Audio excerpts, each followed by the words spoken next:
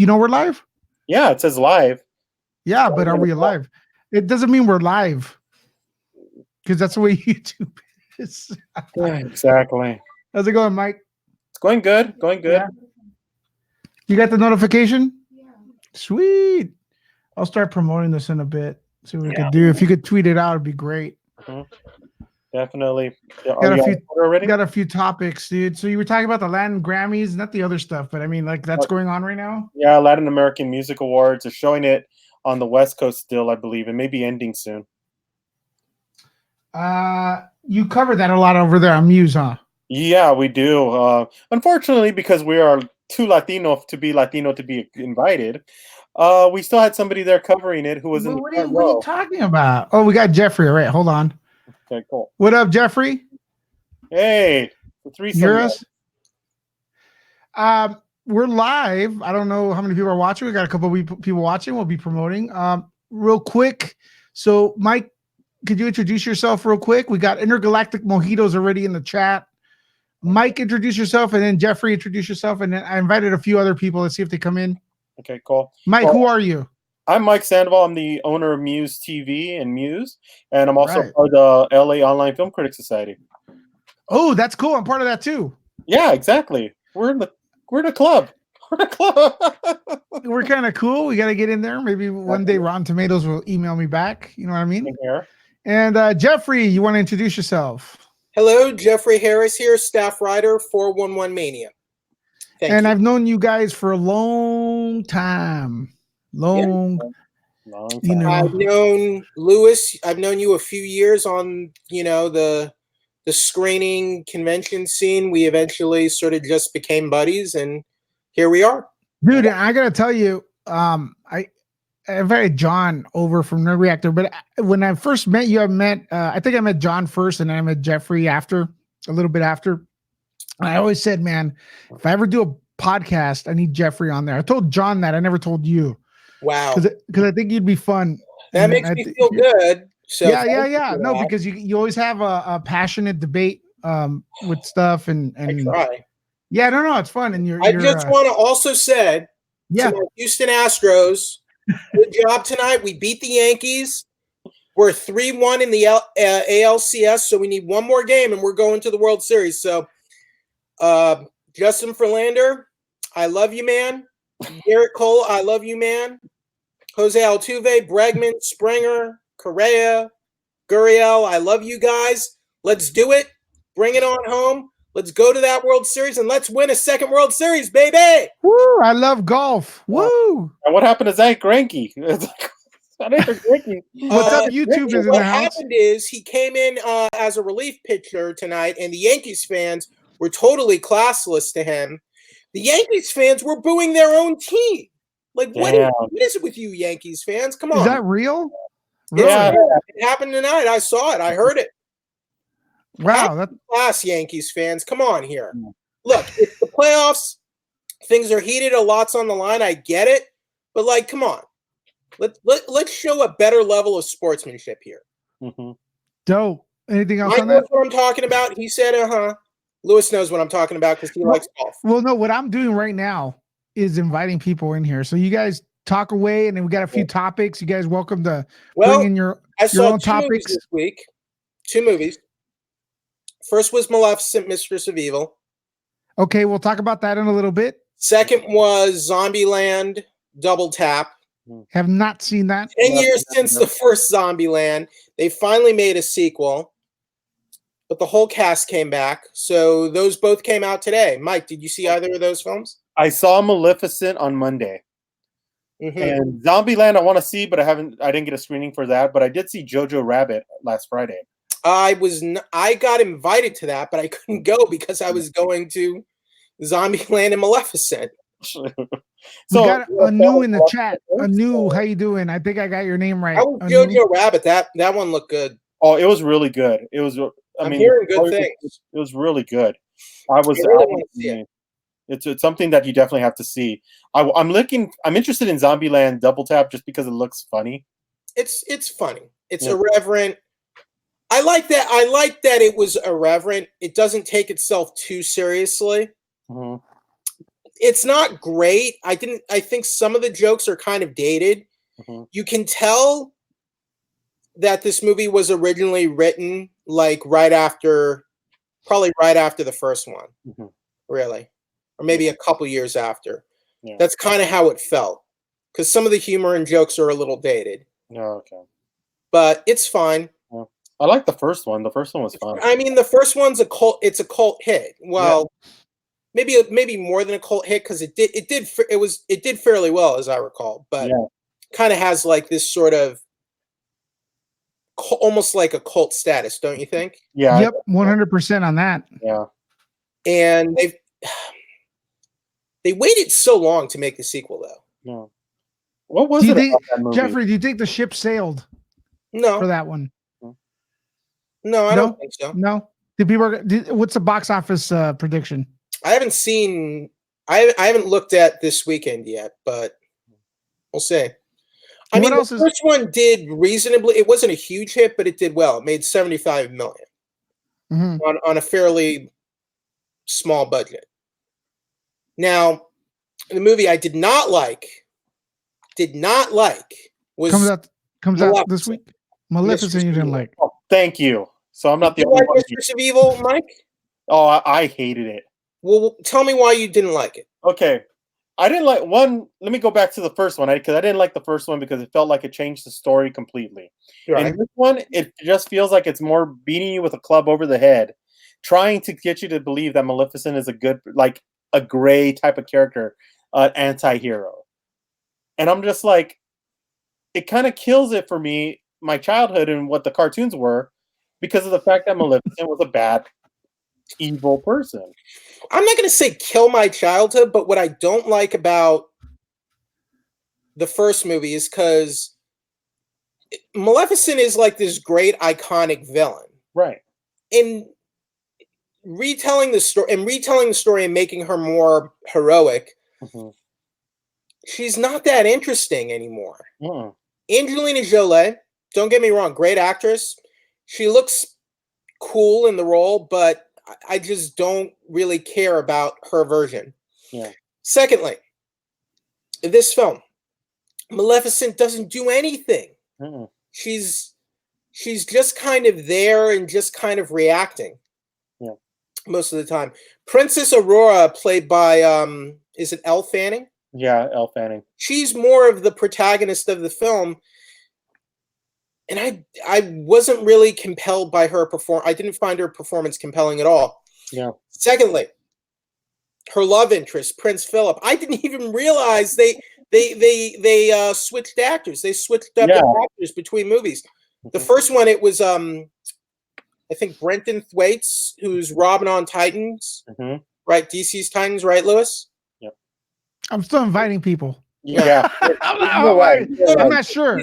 Look, I didn't even realize they were two different actors, because both times Philip is about as interesting as a piece of chalk. Mm-hmm. What did you think of Philip this time? Oh, I thought he was just boring.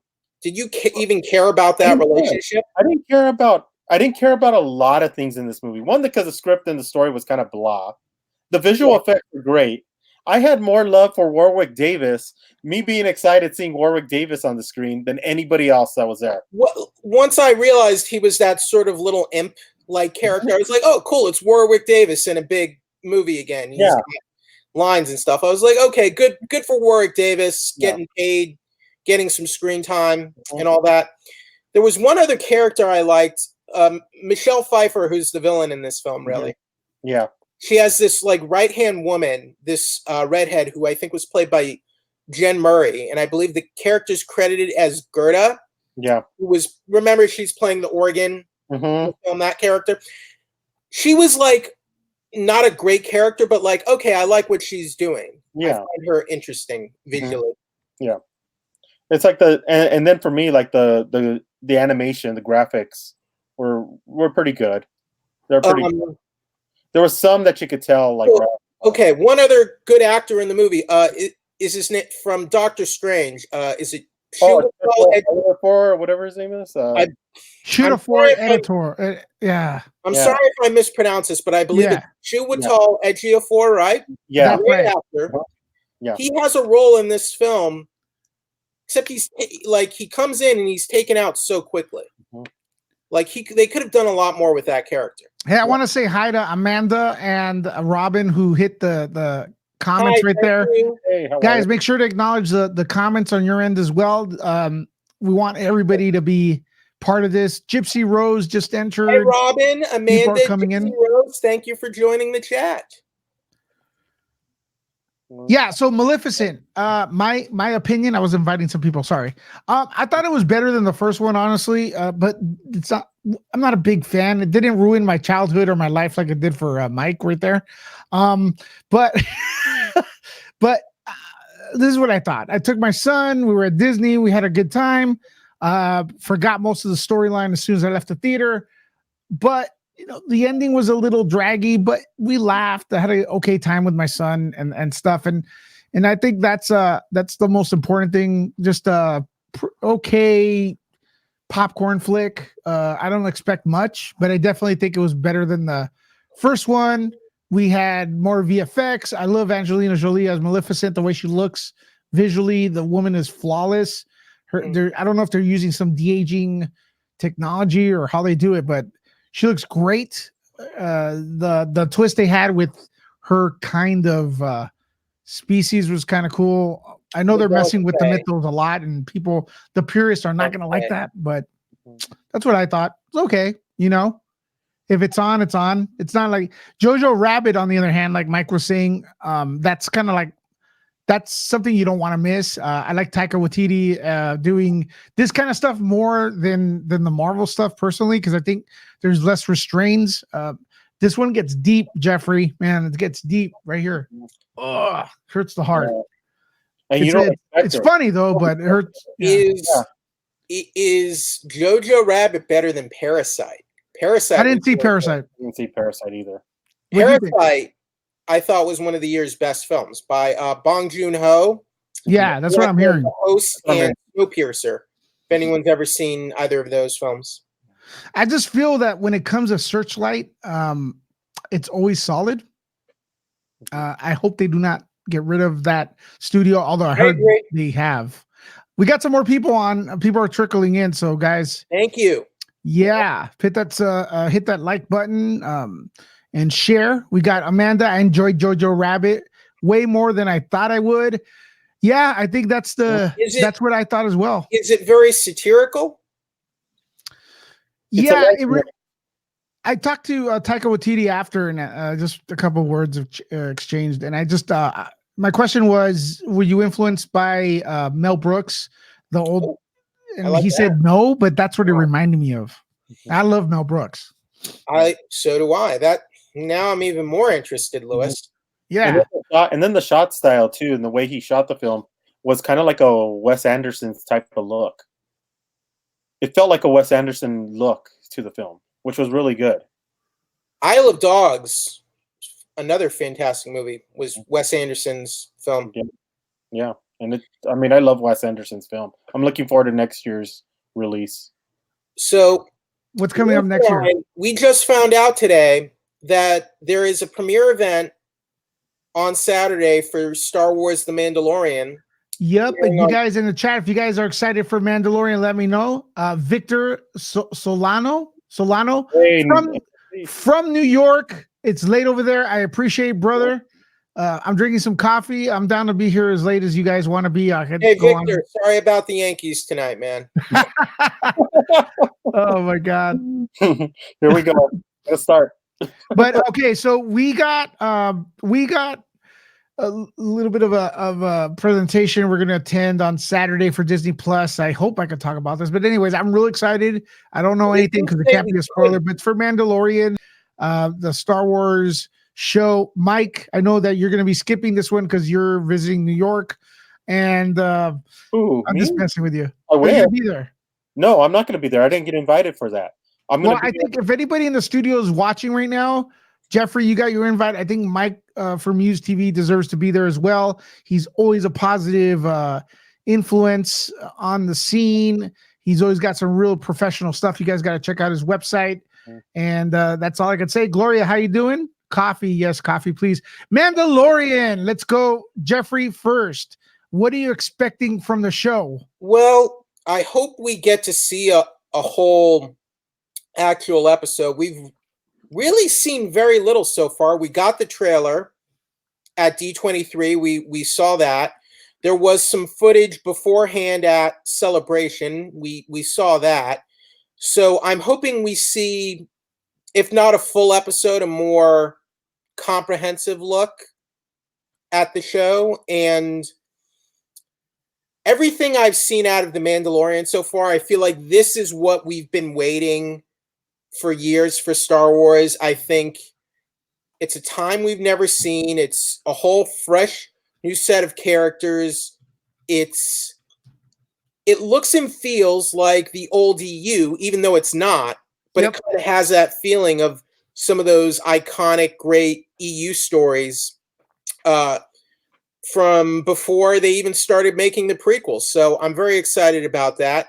It's got a fantastic cast. You got Carl Weathers. I mean, The Predator, one of my favorite films, the Rocky series. He's in this show. He looks great. You have Gina Carano's in the show. She looks like ready to kick some butt, he plays a character in the show. He looks awesome in this show. I cannot wait. And Taika Waititi plays the IG, not IG-88. He is IG-11. So he plays like another droid bounty hunter. He's also one of the episodic directors for the series. I cannot wait for Saturday. I cannot wait to start watching the series in November. This is why I signed up for the Founder Circle for Disney Plus. Did I influence you? A little bit. But I figured we pay $140 up front, and that was basically like less than $4 a month for 3. Yes, so we're buying in for 3 years, but we're paying less than $4 a month. That's like less than a trip to Starbucks. So I figured, what the hell?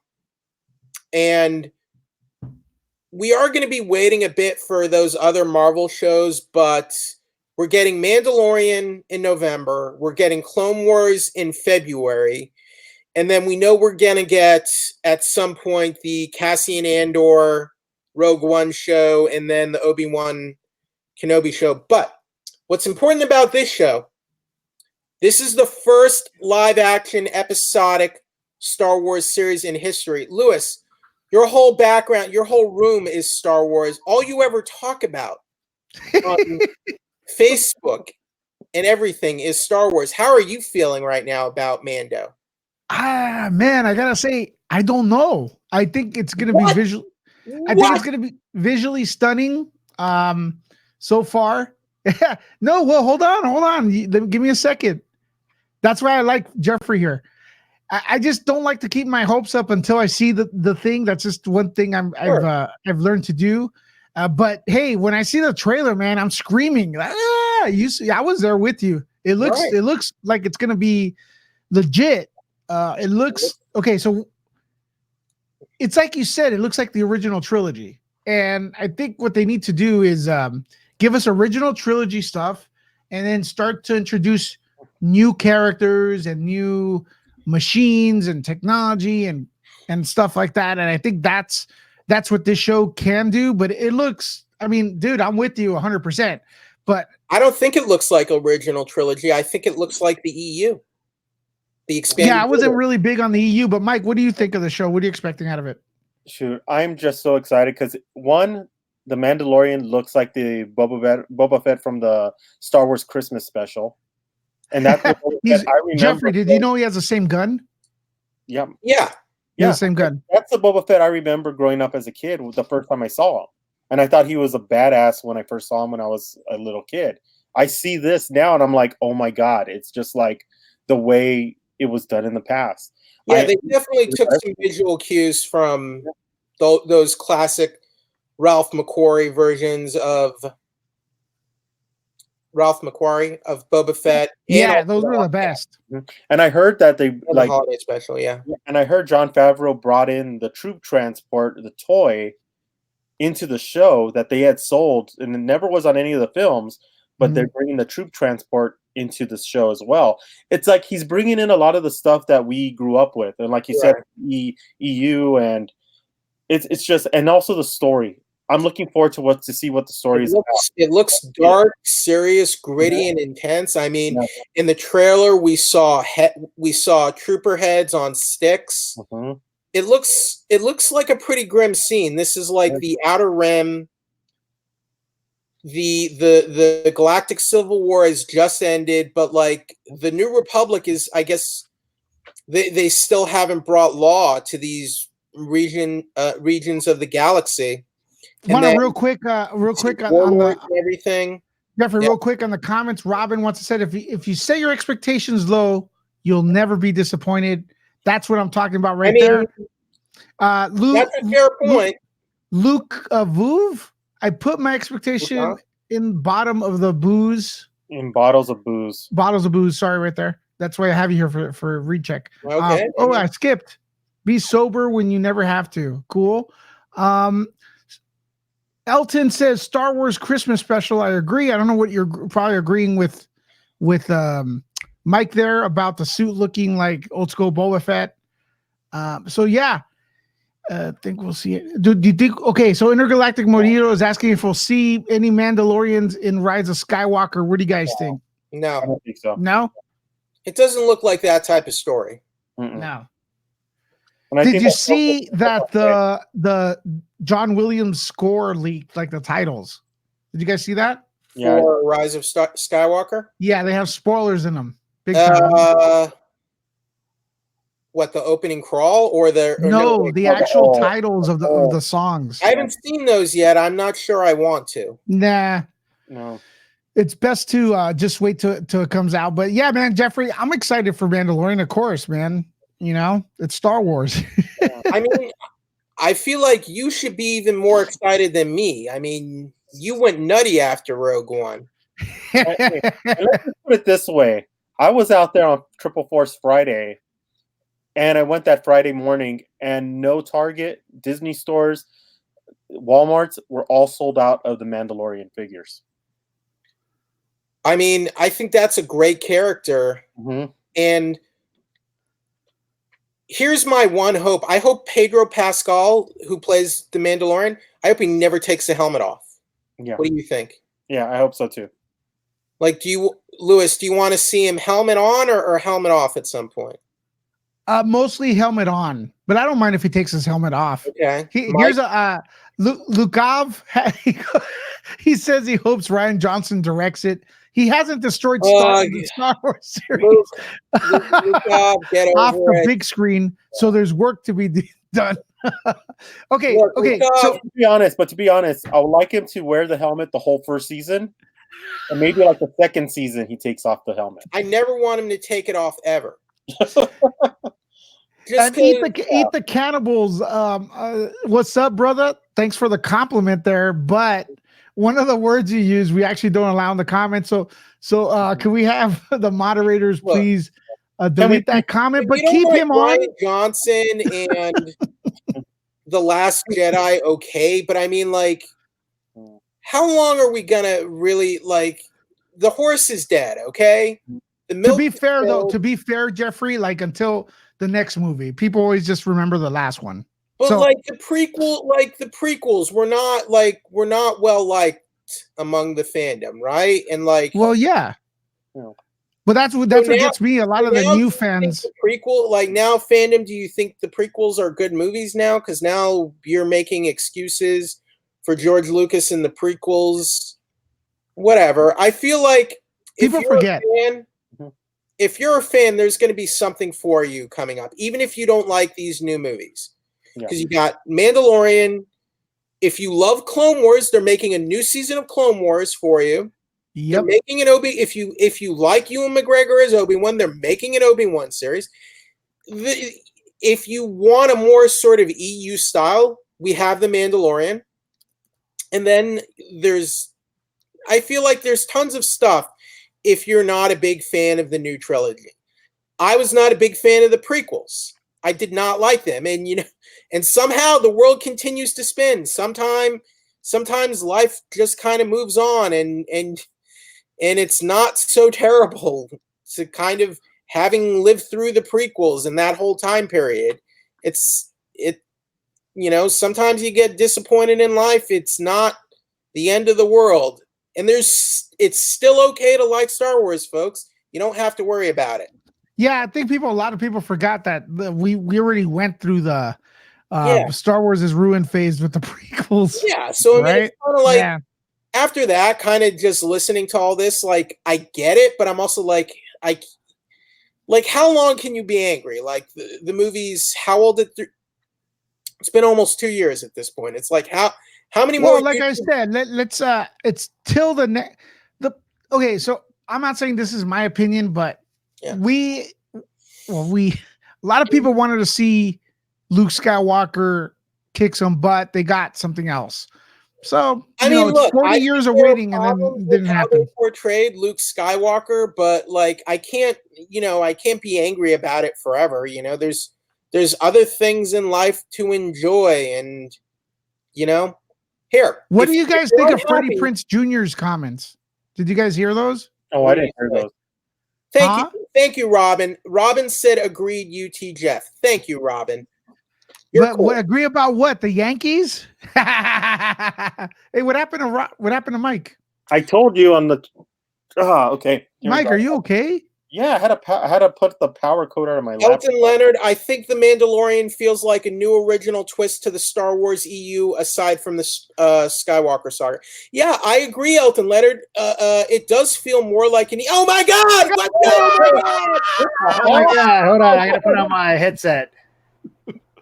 He can't hear us, so we could talk. We could call him any name in the book right now. Put on my fancy headphones, see? Look at it. Look at it. Look at it. Okay, let's see if he figures it out. Everyone look at John. Okay, so where does this go? Do I sound more crisp now, guys, with my special? Oh, shoot. Oh, shoot. I wonder how many people could actually go on here, though. Hello. Oh, I can hear you guys now. How you doing, man? These are my fancy pants lucid sound. Well, I just want to make a comment. I always see Mike at the screenings. Every time we're in the bathroom, he's always coming out and I'm coming in. What are you trying to say there, John? Exactly. That's what I'm trying to figure out too. Like, what's going on there? Like, it's kind of, talk. I kind of want to say, hey, what's up? But then it's kind of weird because Mike comes out. Mike, are you avoiding John? Well, no, because I was pretty much just like, why was I here for Maleficent face on that? Well, okay, so you always meet John in the John. On the way out. On the way out. Mm-hmm. Hey, John, just to Nerd Reactor, John, I just wanted to update you. We're talking about some stuff right now. We're talking Star Wars Mandalorian. It always goes back to that, it seems like. We got a few people in the chat. We're acknowledging them as well because we want to have everyone involved. Oh, does that mean I got to get my phone out to see the chat too? Hold on. Yeah, well, no, wait. You could do it right there. Are you on the computer? It right here in the sidebar. Yeah. There's a sidebar. Oh, that's the chat? Yeah. Oh, I'll check on live comments because there's also a private chat too. Can you all hear me? Is there a private? Oh yeah, there's a private chat that we can call each other names. Hold on, let me look at that. Hi, is that you, Jeff? Are you talking to me? Yeah, John of Nerd Reactor. Yes. So if you're Lewis and I, we got invited to the Mandalorian junket event on Saturday in Los Angeles. Are you going to that? I'll see you guys there. Oh, okay. There was an. So John? What are your Mike looks disappointed. I'm the only one who got left out. John, what are your expectations for Saturday, and what are you hoping? Mike, to see? Just go and show up, and just go and just say, I'm going to say this. Act like you belong there. Time out. All right, listen. Mike should be there. Listen to this, guys. Please don't interrupt me. Mm-hmm. Mike, Lois Lane would show up. I did that already once with the screening for Godzilla when I was first starting. Well, I was already into it. I covered it to hell, and I didn't get invited to the screening.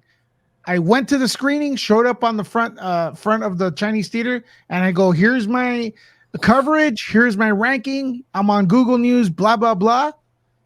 Could I get in? They go like this. Oh, you shouldn't be doing this. Hold on a second. They walk in. They go, look, you've been approved, but please don't do this again. But you know what? They approved me. Yeah. I say, guys on the chat, Mike, as a reporter, should show up to cover The Mandalorian. Worst You case guys- scenario, they don't let you in. Yeah, you don't go in. And they throw me out like Will Smith at in Oh, you mean Jazzy Jeff? yeah, exactly. Yeah. Just throw me out like Mickey. Hey guys, make sure to press like on this video and share if you can. That goes to Thank you guys you. on the stream as well. Maybe on Twitter so we can get a few more people in here. We're getting a little bit of traffic. And but it takes also, if you could say "Go Astros," so we get to the World Series, I'd also appreciate that. use the Oh, force. now we can talk crap on Mike while his headset is off. Oh no, Well, I can hear you. I can you hear see the way guys. John is? I just don't like wearing headphones that often. But, Okay, but- now that Mike can't hear us, he didn't get invited. so John, what I did can't hear you? you. I can't What hear did you. you? What do you want to see this Saturday? What do you want out I of want Mando? to see sneak peek footage for us to get excited about. And I want to see an and episode. talk about it. Yeah, an episode 2. So you're looking What are your immediately- feelings on how the series is looking right now? Based on what we've seen at, what was it, D23 Expo? Or was it It was Comic-Con? D23. The It trailer was Trailer looks D23. pretty cool. It's like very, very cool. Like, Okay. it reminds me of the original trilogy, and that's what I like. Just the way it looks, the cinematography, and some of the Easter eggs. And we have this great staff working on it. We have Jon Favreau. We have Dave Filoni. Dave Filoni, man, he's the man. Taika Waititi, and a couple other interesting directors. Okay, quick question. Is that the way you pronounce it? Taika? What? Taika Waititi. I'm That's sorry if right. I'm not saying that. I thought No, it was. no, it's fine. I mean, you may have it right fine. and I may have it wrong, so I want to make sure. I mean, Well- it sounds right to me, but Lewis, you talked to Taika- him. What did he say? well, as far as his name, I call him Taika Waititi.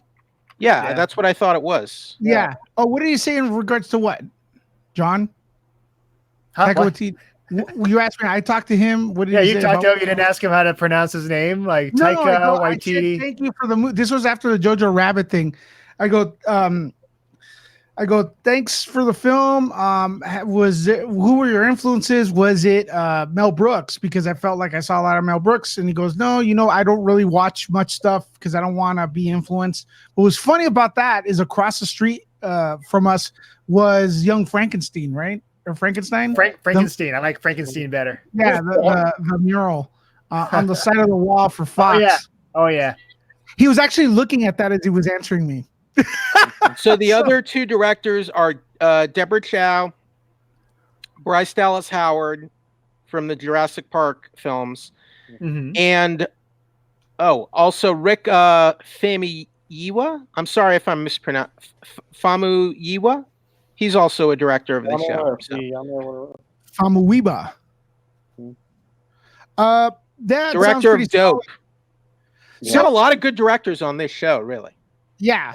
It's gotta look. I think they understand that the last film was a little bit mixed, the last two, Right. and I think they're making stuff more for the fans. Let's see what they have. And I think I'm sorry, I like J.J. Abrams a lot. Yeah. I love Jon Favreau a lot, and I love the fact we're gonna get 10 episodes. It's like a 10-hour movie of Star Wars. What else do we? That's awesome. The best Disney, well, the one that's regarded as the best Star Wars movie from Disney is Rogue One. I mean, most people say that's their favorite. I don't know. We're getting a series with that, and it's set in the original trilogy era. We're getting all No, it's not the. It's after Return of the Jedi, so it's not the original trilogy. Cassian Andor. Oh, Cassian Andor. Yeah, that's set. So it would right be before- set before. It would be set before A New Hope. I know, man, but that's when Star Wars looked the best, man. Okay. I mean, the ships are awesome. Look, John's always eating, man. He's like No kidding, man. he's the skinniest one of us. And he's always eating. Good for John. What's So up, John, what Omar? did you think of Maleficent and Zombieland? Those are the other two big releases today. I enjoyed every single movie I saw this week, and I know, like the Maleficent has been split with critics and all that. I enjoyed it. Right? I like. You're on Rotten Tomatoes? Huh? You're on Rotten Tomatoes? Yes, I am on Rotten Okay, Tomatoes. give me I am the hated. I am the hated critic. No. There's a lot of good Rotten Tomatoes critics. But go ahead. But I enjoyed. It was Angelina Jolie as Maleficent. She's fun, and it kind of reminds me of Meet the Fockers, where you have two different parents and they're kind of sizing each other up. So it's kind of a fun dynamic between that. Like, you know, it's a Disney film, like a live action remake. So I kind of like this because it's actually more of an original take compared to, let's say, Aladdin and the live action Lion King. Right. And all right, fair. Yeah. And I know, Jeffrey, you hate the movie, right? I hated it. Oh yeah. Let it out. If I don't know, did you already talk to the? I already talked about it. Let it out again. I want to hear it. Maleficent didn't do a damn thing in them. She's a passive protagonist. The two lovers, Aurora and Philip, are about as interesting as a piece of chalk. They have no chemistry. They have no spark, and it's hard to like root for like this central couple when they're just so boring together. Like they say, like multiple people ask him, "Do you love each other? Do you love him?" Yes, deeply. I'm like, no, you don't. You're just after you sound like you love each other about as much as I love going to the dentist and getting a root canal. Wow. So those were my thoughts there. Yeah, but those characters weren't the greatest. Okay, look, John, you liked it because it's not these films. They're not remakes of Sleeping Beauty. They're alternate retellings. They tell their own story. Okay, that's why fair enough. I'm not gonna. I don't begrudge anyone how they feel about a movie if they liked a movie and I didn't.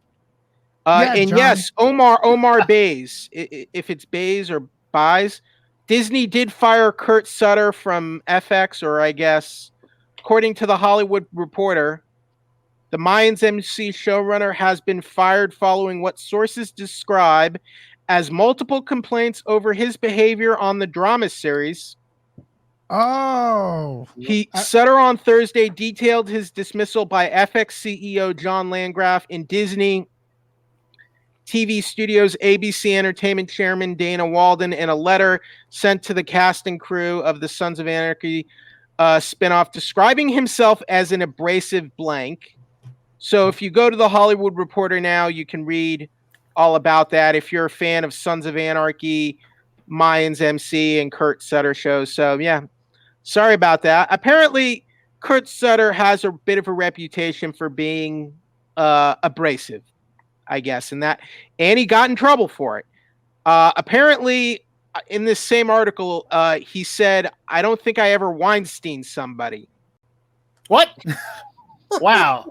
Yeah, but I think he just says like, I say things that can get people angry sometimes. So I think that's what it was. But who knows? Yeah, I was under the impression it had something to do with creative differences, but that's unfortunate. Nope. You know. Or do you does anyone here watch Mayans MC or Sons of Anarchy? Yeah, it's a good show. Mayans MC, not Sons of Anarchy. Is this going to be the death knell for the show, or do you think this will help it survive? Death. I haven't seen it, so I think it's a death, mostly because I don't know what influence Disney's going to be putting on the FX shows and what they're going to. I mean, it is a pretty strong show. I'm going to ask. Well, we have an interview with Danny Pino on Monday. Ooh. So I'm going to ask him about it on Monday and see what. Well, they may not allow you to ask. Well, we'll spin it. Yeah, we could spin the questions after it doesn't really. We're not directly saying it, but kind of like says a little bit of what's going on. Wasn't Sutter the guy that responsible for the Shield as well? The Shield. I think he was one of. That I don't show know. Fantastic. Yeah. That show was my favorite. But here's what I don't get. Apparently, Disney HR and Business Affairs has conducted an investigation into the unacceptable conditions that have been created on the set of Mayans in season 2. So this is Kurt Sutter's own words in the letter he wrote. What is he talking about? What happened What were the unacceptable conditions? Does I don't anyone know? I don't know, because my friend Emilio Rivera's on the show and he hasn't said anything bad about it at all. But what is Kurt saying they did something terrible to the production, or I'm not? What do you think what does he mean by that? That's very confusing. Yeah, it's very vague, so I don't know. It's very vague. Yeah, is he saying he did that, or Disney and FX did that? Like, what is he saying? I don't get it. I don't know. Like, we talked to the cast at the premiere for season 2, and everything was fine. Everybody got along. Yeah, Like, but I mean, Mike, are they going to give you those honest, like, deep cut answers at the premiere? Come on. Yeah, Mike. Well, actually, a lot of them will. Emilio will. Like I remember at one premiere event, Emilia Clarke for Game of Thrones is like, "Did you like the final season?" She's like, best season ever." Yeah, she clearly didn't like her final season. It's like I say, when we were the only Latinos on the carpet and they all wanted to come by and talk to us. Okay. They were being very, very honest with a lot of what they were saying, and they were being very talkative. I wasn't the one doing the interviews. I had a reporter doing the interviews for me. Because I was working the camera. What's going on here? I really don't know. But, you guys continue. Don't mind us. Yeah. But I don't know what. I don't know. We're just watching you guys. Hey, John, MGS5 sucked. What the hell? Okay, so Star Wars.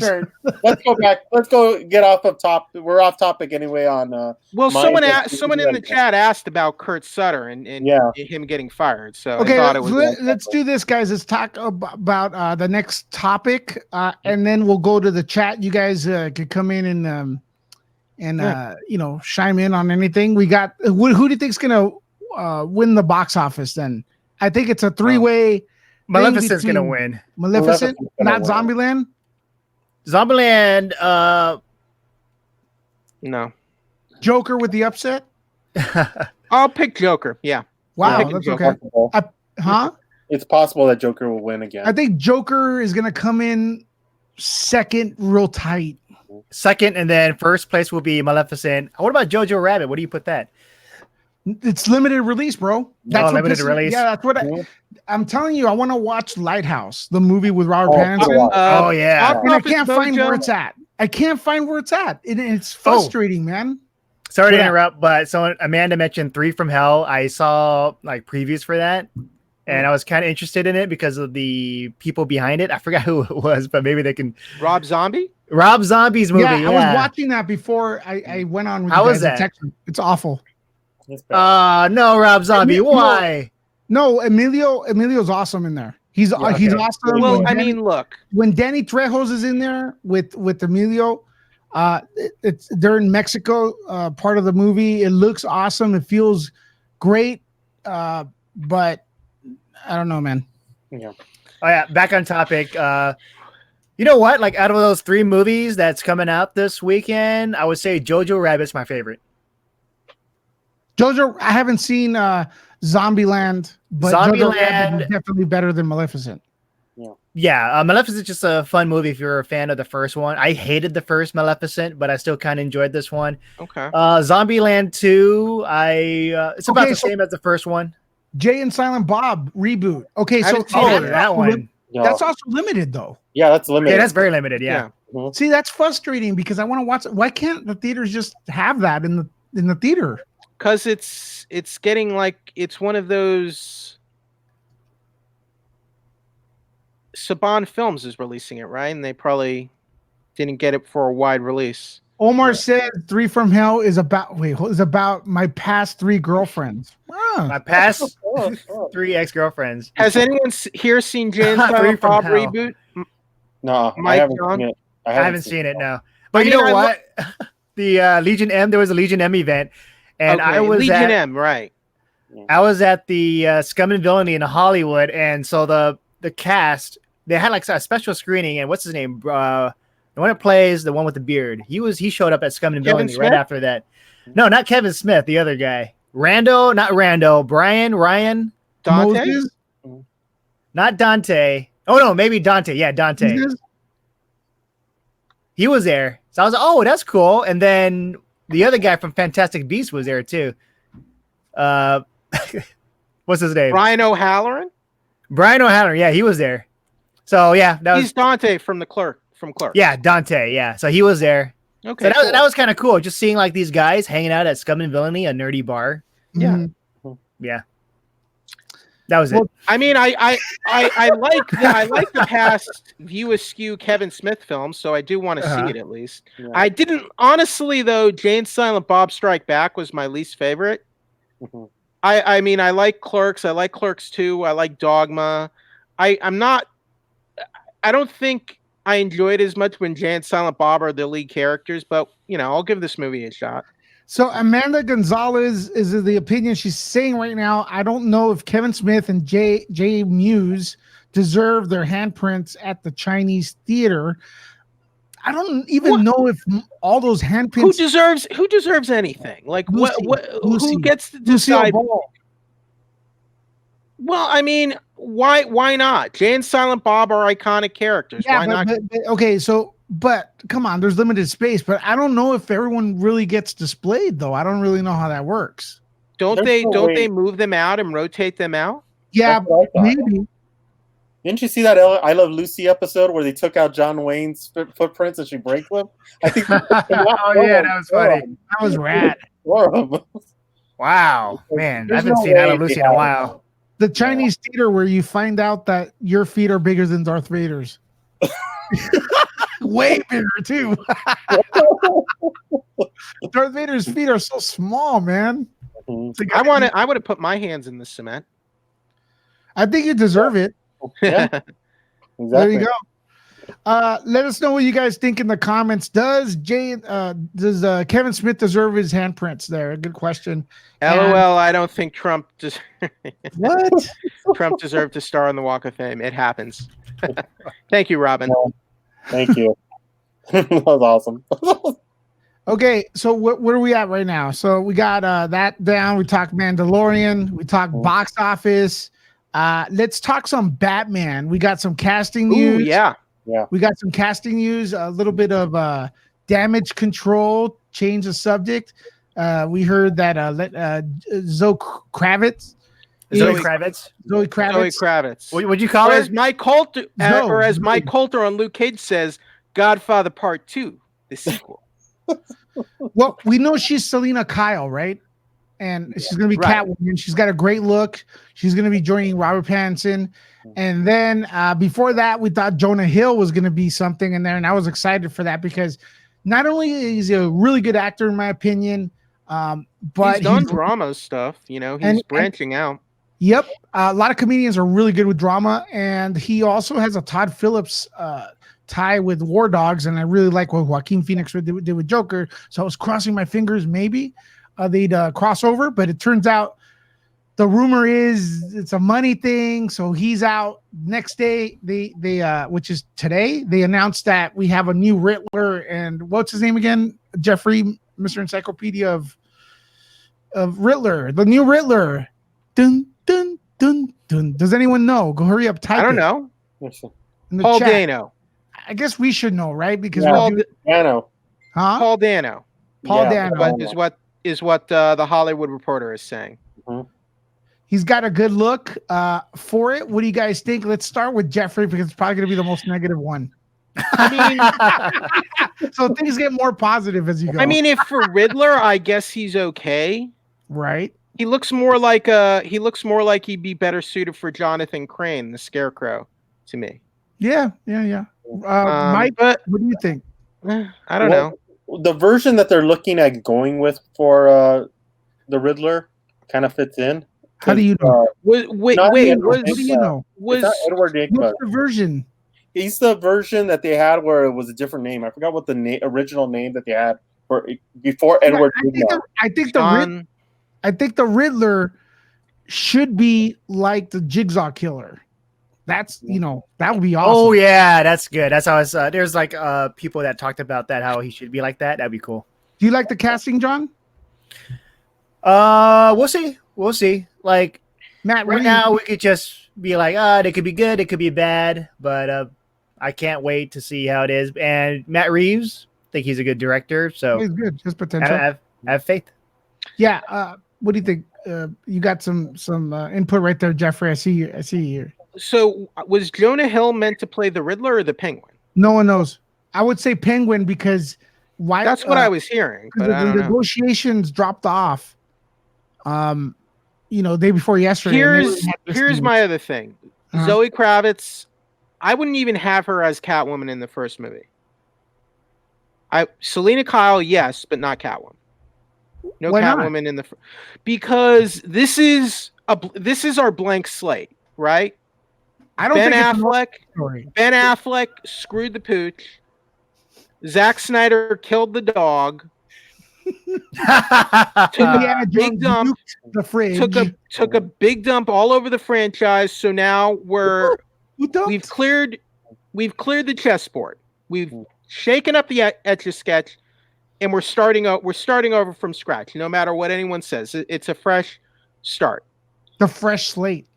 Yeah. So what do we need to do here? We need to reestablish Batman Bruce Wayne. Gordon. Oh, and what just happened? Exactly. Sorry. We switched over. Mhm. So How'd we're you switch trying over? to, we're starting over here. Mhm. So we need a fresh slate, and we need to focus on establishing the core characters. So if we have Selena, like, I'm sorry, man, but what's up with you, John? Come on, what is going on? John. Oh, You're Am not I in the a David Joker, Lynch bro. movie? You're not the Joker, bro. What do you do? That Joker yoga? Did What that the hell? Look, did he have something special in Jeffrey, it? give him a hug. Give him a hug, Jeffrey. Joaquin? Is Yeah, he doing a Joaquin Phoenix thing? Mike. I'm just saying we need to Yeah. reestablish the world before we get into Catwoman and all that. Yeah. I don't, because we can't like have a 2.5 hour movie where very little happens again, and we're just doing all this really dreary melodramatic BS, and we wait until 2 hours and 15 minutes to actually have a cool fight scene with Batman. So I'm not saying Zoe Kravitz should never be Catwoman. I'm just saying let her get established as Selena Kyle first before you do the Catwoman stuff. That's all. Yeah, I don't think they're going to be looking. I don't think this movie's going to be an origins, but you may have a point. Yeah. But we don't know what they're doing. So I don't know what they're you know, it would be doing good at if they would be doing something like the cartoon shows, the movies, where they just go right at it, like no origin story. Let's just push them out there. That's what I want to see. Like Batman's Homecoming. already established. Not the best. Like, didn't they say like he's not going to be like the Batman? He's still kind of up and coming. So that'd be cool. It's supposed to be a younger Batman, apparently, Yeah. but who knows? Mike, you like the casting? So for just to go back to the Paul Dano thing, so they're gonna have him. They have him casted as Edward Nashton from the New Earth DC comic books. So eventually he gets changed. He changes his name to Edward Nigma. So that's if you go to the New Earth, that series of comic books, and you look at both of them, they look the Paul Dano and the Riddler kind of fit in the look. But I like the casting of Zoe Kravitz as Catwoman, but I agree with Jeff. Post-crisis. This is post-crisis Riddler. Yeah, post-crisis Riddler. And the only thing with the Zoe Kravitz casting, I think that's the thing. They need to establish, because look, you put too many villains into one movie, it kind of... She's not really a villain, though. Well, yeah, but she does play a villain. I mean, she is kind of like... She's that. like an anti... That woman's more... Batman-ish. She's more of an anti-hero, vigilante hero, I guess. Yeah. But, yeah, whatever. Because look what happened with the Batman...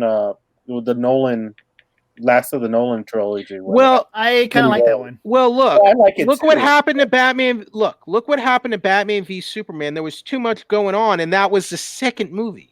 Mhm.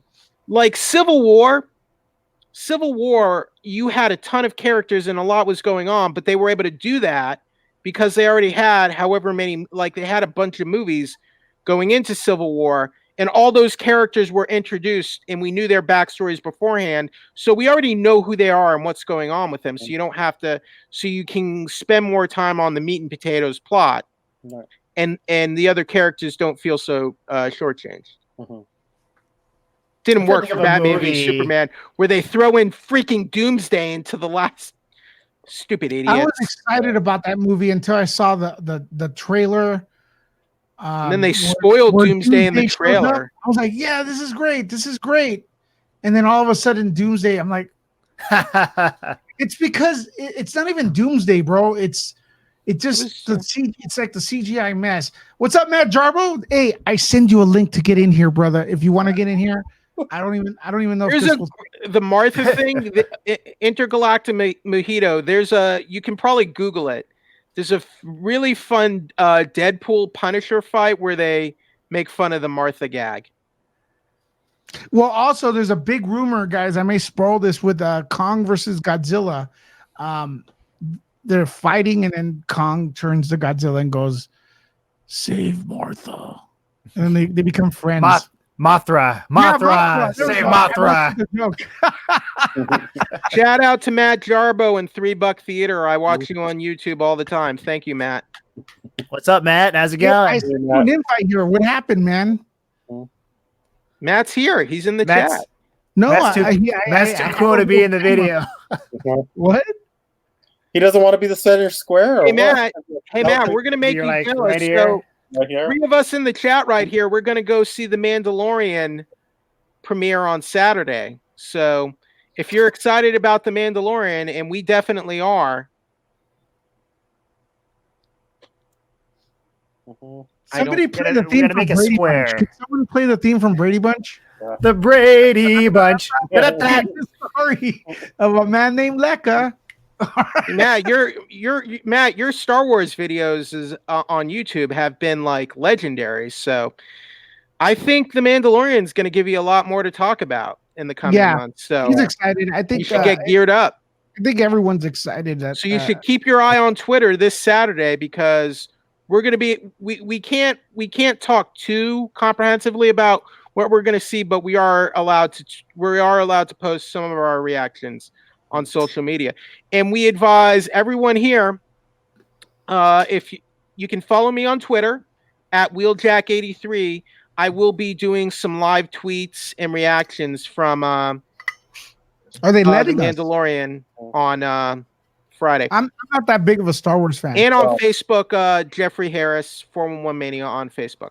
Hey Jeff, Wheeljack, is that a Transformers reference? It is a Transformers I'm reference. not a big Star Wars All fan. right. Guys. Wheeljack is my favorite character. Right. That's what that's in reference to. Should I fit in? Since Where were you last night? who has his start? You guys Hold are on. funny. Oh, don't make me bring out my Yoda lamp. Hold on. How do I bring this here? Oh, we're just like Here, I just have this White Ranger. hold on, let me show you my underwear. Oh no, sorry. Oh, fuck. I'm out. This is a Funko Pop of the White Ranger Tiger Zord, Oh, which this I is an collect. Imperial Royal Guard. Oh, Well, it's not. Unfortunately, this is not Star Wars. all right. Well, yeah, we're showing your geek cred. That's cool. Exactly. Okay, check this out. I got a VHS copy of Oh, shoot. from Star Wars. What is going on? What is happening here? Dude, John's nuts, dude. We're all trying to make money, so right now we're trying what we're Intergalactic Mojito says, "Y'all crazy." John, Man, did you get this? Did you get this at Galaxy's Edge, Who are you talking to? John? No, No. That's not a Galaxy. That lamp? well, Oh, you got the Salacious Crumb. of him. He looks like Salacious. Yeah. Is it's not Salacious Crumb, but it's like the same species? Yeah, he laughs too.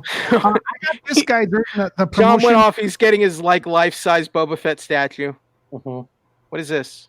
I don't remember. It's a Verizon. That was a Promo. a VR. One of those Google Oh, VR. are those cardboard the Yeah. cardboard VR? Yeah, cardboard VR. That's it. Huh. Man, I have not been to Galaxy's Edge yet, but I hope to get over there once they. Wait till January. Yeah, because that's when the new attraction. The preview I saw at D23 looked impressive, so I think. Oh. I have a friend who actually went to the opening at Walt Disney World and Mhm. got a tour of the ride. Why is Matt going crazy on the chat? Really cool. I'm in bed, haha. F. Oh, man, he went crazy. No kidding. I mean, Ooh, he can't. Matt can't come into the chat because Why? he's laying in bed. So, Mhm. hey, Matt, thanks for joining the chat. Nonetheless, Yeah, we appreciate the support. Hulk Exactly. smash. But to go back to what I was saying is that he actually walked the ride already up to a certain point, and he was saying that it's gonna be amazing. Like it's gonna be something The completely. new ride, Rise of And Resistance. if they pull off the effects that they had talked about to them, it's gonna be one of the most elaborate attractions they've ever built. Now, you guys have all been to Galaxy's Edge by now, right? Both I of have, them. yes. I've been to Okay. both of them. Now, I was there when they first announced it. I feel like they made a lot of promises with the park they didn't really deliver on. Is that correct? That is correct. I don't know if I could agree with that Okay. because I think my imagination ran wild. If you guys, I'm not saying it's wrong, but could you guys specifically mention something that Well, Mike, they showed us concept art and they showed Right. us they said actors and costume droids would be all over they're the there? park. No. Are- Yeah, they didn't deliver on any of that. To be honest, now that They have costume characters there. but not a lot. There was supposed to be a lot. No. There were supposed to be a lot of stormtroopers, a lot of characters walking around. Yeah. There were supposed to be there were supposed to be aliens, droids, and not just troopers and stuff. Right. It's supposed to be more. And now that I've been to both Galaxy's Edge at Disney World and at Disneyland, the Disney World one, you could tell the differences. Disneyland is a little bit bigger, it feels like, than the one at Walt Disney World, but also Wow. Walt Disney World has little intricacies into the land that we don't have. Like even just where they sell the Cokes, it's an astromech droid pushing the Coke machine. So it's an actual droid. There's like no server. That's It's interesting. no, there's a server, but you see the Uh-huh. astromech droid sitting there, Uh-huh. and it looks like an astromech droid like pushing the Coke cart. They have the crash site where supposedly Rex crashed at Batuu, and that's how he got there. So you actually tell the story of how Rex actually got to Batuu, and also the paint on the buildings is a little bit more vibrant because they say it's because of the sun, so it doesn't fade as fast. But it does make it look a lot different and stand out a lot more. That's very interesting. And now I kind of want to check out the one in Orlando. Yeah. A lot as well. But the new ride, Rise of the Resistance, looks so exciting, and the preview looked promising. So I feel if they pull it off like you say, I feel like that will bring a lot more interest to the park. Yeah, I think so too. And they're saying it's about an 18-minute ride, and they're including the queue in that because of the fact that the queue has so much story in it. Wait a minute. The queue line could be like hours. Well, the way I don't know how they're gonna segment it, but there's a point. I like ride queues personally. Yeah, I mean, and the ride queues at certain rides at Disney World are better than the ones that are here. Like the Little Mermaid's ride queue is actually really good because it tells a story, whereas here you just get on the ride. But for Rise of the Resistance, the way they're going to shuttle you through, it seems like they're going to hold you in certain points after they move it. Once you get to the first part and they let you in, that it's going to move smoothly. Mike, is the new attraction, will it be like a ride cart, or is it a free car, or how does it work? It's what they call it's a trackless. It's trackless, so it's not tracked. Yes, and it's like 3 rides in one. It's like a Star. I'm really curious how that's going to work. So it's not going to be like Spider-Man 3D or a Transformers the ride, is what you're saying? No, it's not. It's going to be where the first part is going to be like you going onto a transporter ship, taking you to wherever you got to go, because it's everywhere already. It's already out of what the story is going to be. And then Poe Dameron is. Wait, we got another guest. Oh, cool. Oh, what's up? oh my God! There you go. Are you in bed right now? No.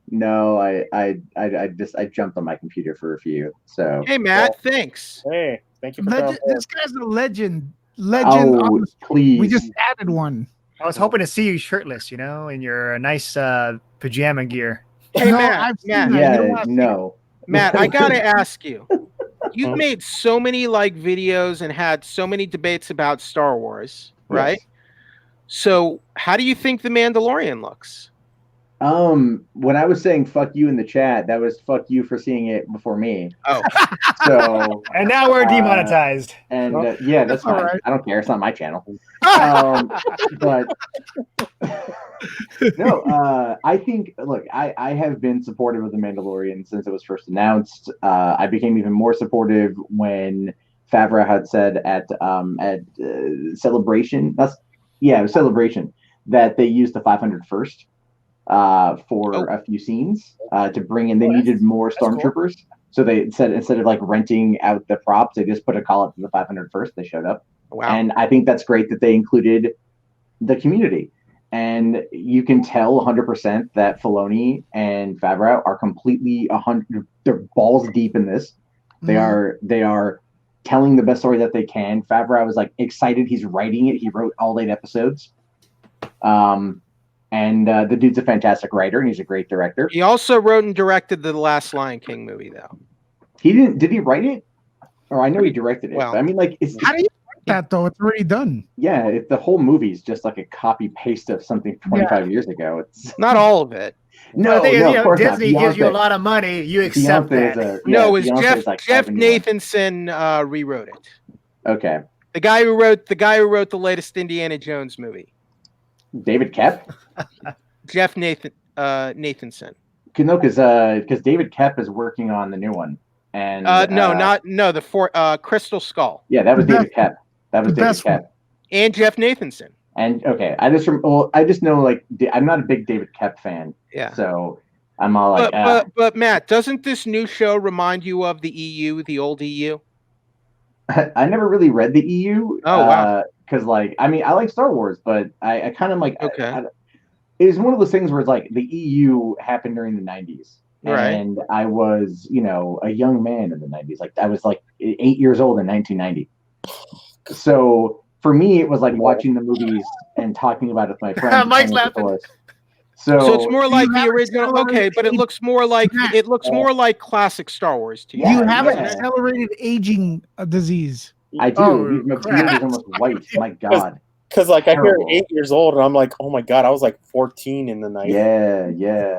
Nah, man. Like I used to smoke, so my voice is a lot deeper. But no, it's it does. It looks like the thing is okay. Like I look at it like this. Go to Rogue One. Look at the aesthetic of Rogue One. Same thing. Like when they were going to do Rogue One that we wanted to go back and use stuff that was going to look like it was from the 1970s, and we wanted to make it as grounded as we could, and they did. And it looked. I mean, not only was the cinematography amazing, the sets were amazing. Rogue One's like amazing. Okay. I love the way But Matt, my argument is like I get it if you didn't like The Last Jedi, but it like I feel like if you did not like the new films, I feel like there is an effort here that there will be something out of Star Wars you might like coming out in the future. Well, let me just say this: the only thing I didn't like was The Last Jedi. The only movie I didn't like. I love Force Awakens. Right. I love Rogue One. I love I enjoyed Solo. I unironically love Solo. Okay. I've watched Star Wars Resistance. It's a really good show. Okay. I need to catch up. Resistance, yeah, the Disney XD show. It takes place prior to the events of The Force Awakens, and it sets a couple things up. It's actually really good. It's a kids show, but you have to just get past the kids I show just aspect feel of it. like whenever like someone at Lucasfilm sneezes, we get like a video and 500,000 hits about look what they said about. Well, not always for me. No, not necessarily from you, just like from the Yeah. Well, from the community. Let me explain it to you like this. So, and I'll be honest here. When I saw The Last Jedi and I came home and I fucking railed on that movie, right? Did you just like it from the beginning, or did it have to sit on you? No, and for me, here's how that happened, right? So I was so excited to see the movie. I loved the trailer. I'm sitting there with my dad, you know what I mean? Like we've always kind of been apart my whole life. So like I live close to him now, and I'm like, hey, you want to go see Star Wars? Because he's a huge Star Wars fan too. And so I'm like excited to share this with my dad, you know. And we watched the movie, and I was fine. Like, it starts off, and it's just like there's that "your mama" joke, and I'm like, well, okay. Like, I I'll let agree. that I go. agree. That wasn't a. That was. Like, It was weird. I'll let it go. I'll let it go. Okay, fine. You know, there's some corny humor in these movies occasionally. I'll let that go.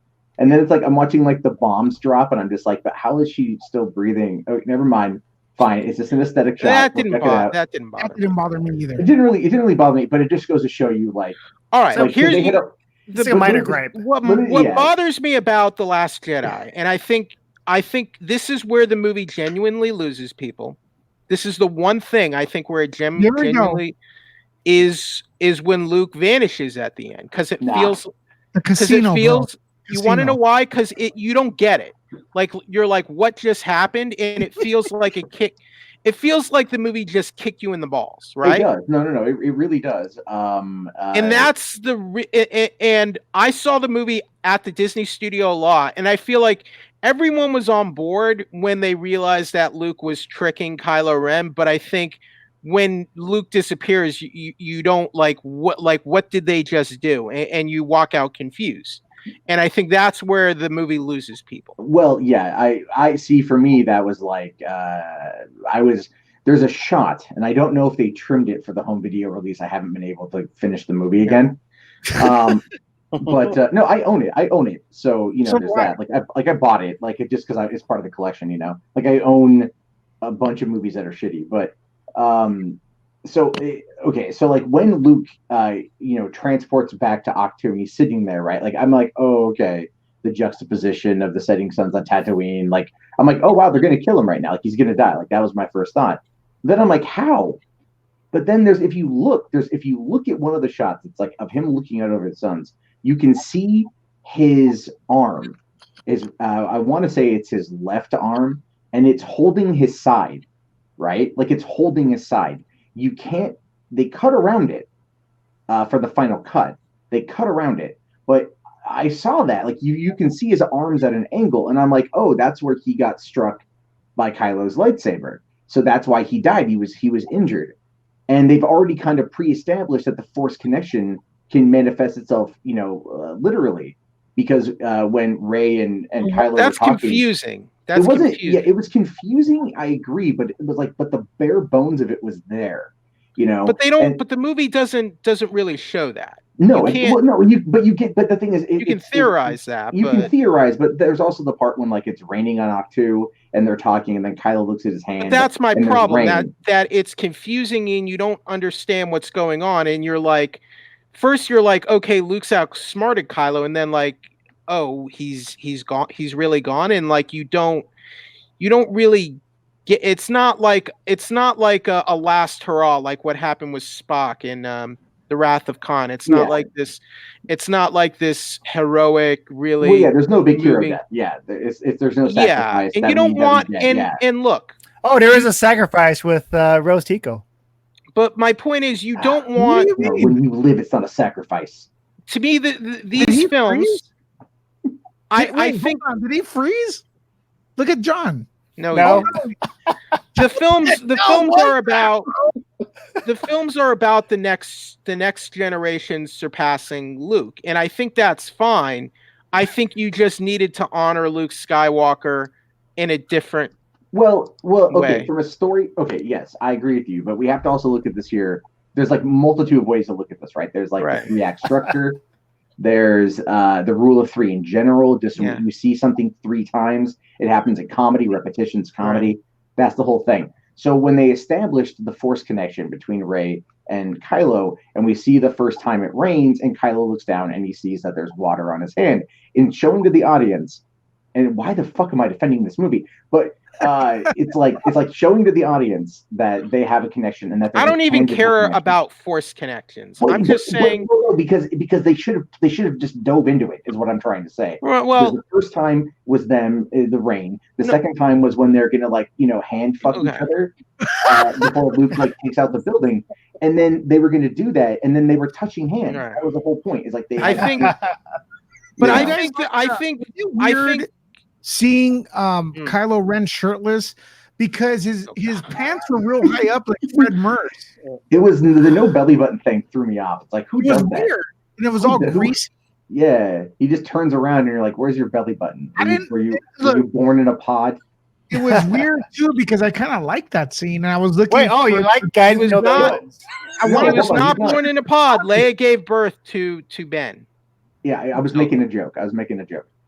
But- No, I think the point of the movie is when Yoda says they are what they grow beyond. That is the burden of all my. To me, that's what the movie's about. I think Rian Johnson just needed someone to read his script and give him some really good, like deep constructive feedback, and do a couple rewrites, and then you'll have a fantastic movie. I think it's there. They just didn't get it there when they went into production. I don't Well, think he could do you anything to remember- talk to Rian Johnson. He wouldn't listen to it anyway because Well, yeah. look at the way he treats his Twitter Well, followers. Hold on, Well- guys. When Taika Waititi, when he's directing a Thor movie, he's not giving us his full potential. When he's doing Jojo Rabbit, he is. I want to see that movie. Which means these So good. big places like studios like Disney, Lucasfilm. I liked Could Thor you- Ragnarok hold on though. a second, Thor but you can Ragnarok was fun. Yeah, but man, Jojo Rabbit is a much better film. Do you agree, John? Oh yeah, much better film, even more hilarious and more emotional because I felt nothing. Hunt watching for the Thor Wilder Ragnarok. People is good. I still need to watch that Hunt for the in, Wilder What People. We Do in Shadows is So what I'm good. trying to say is, I think Disney could have told Rian Johnson, "Hey, we don't like this."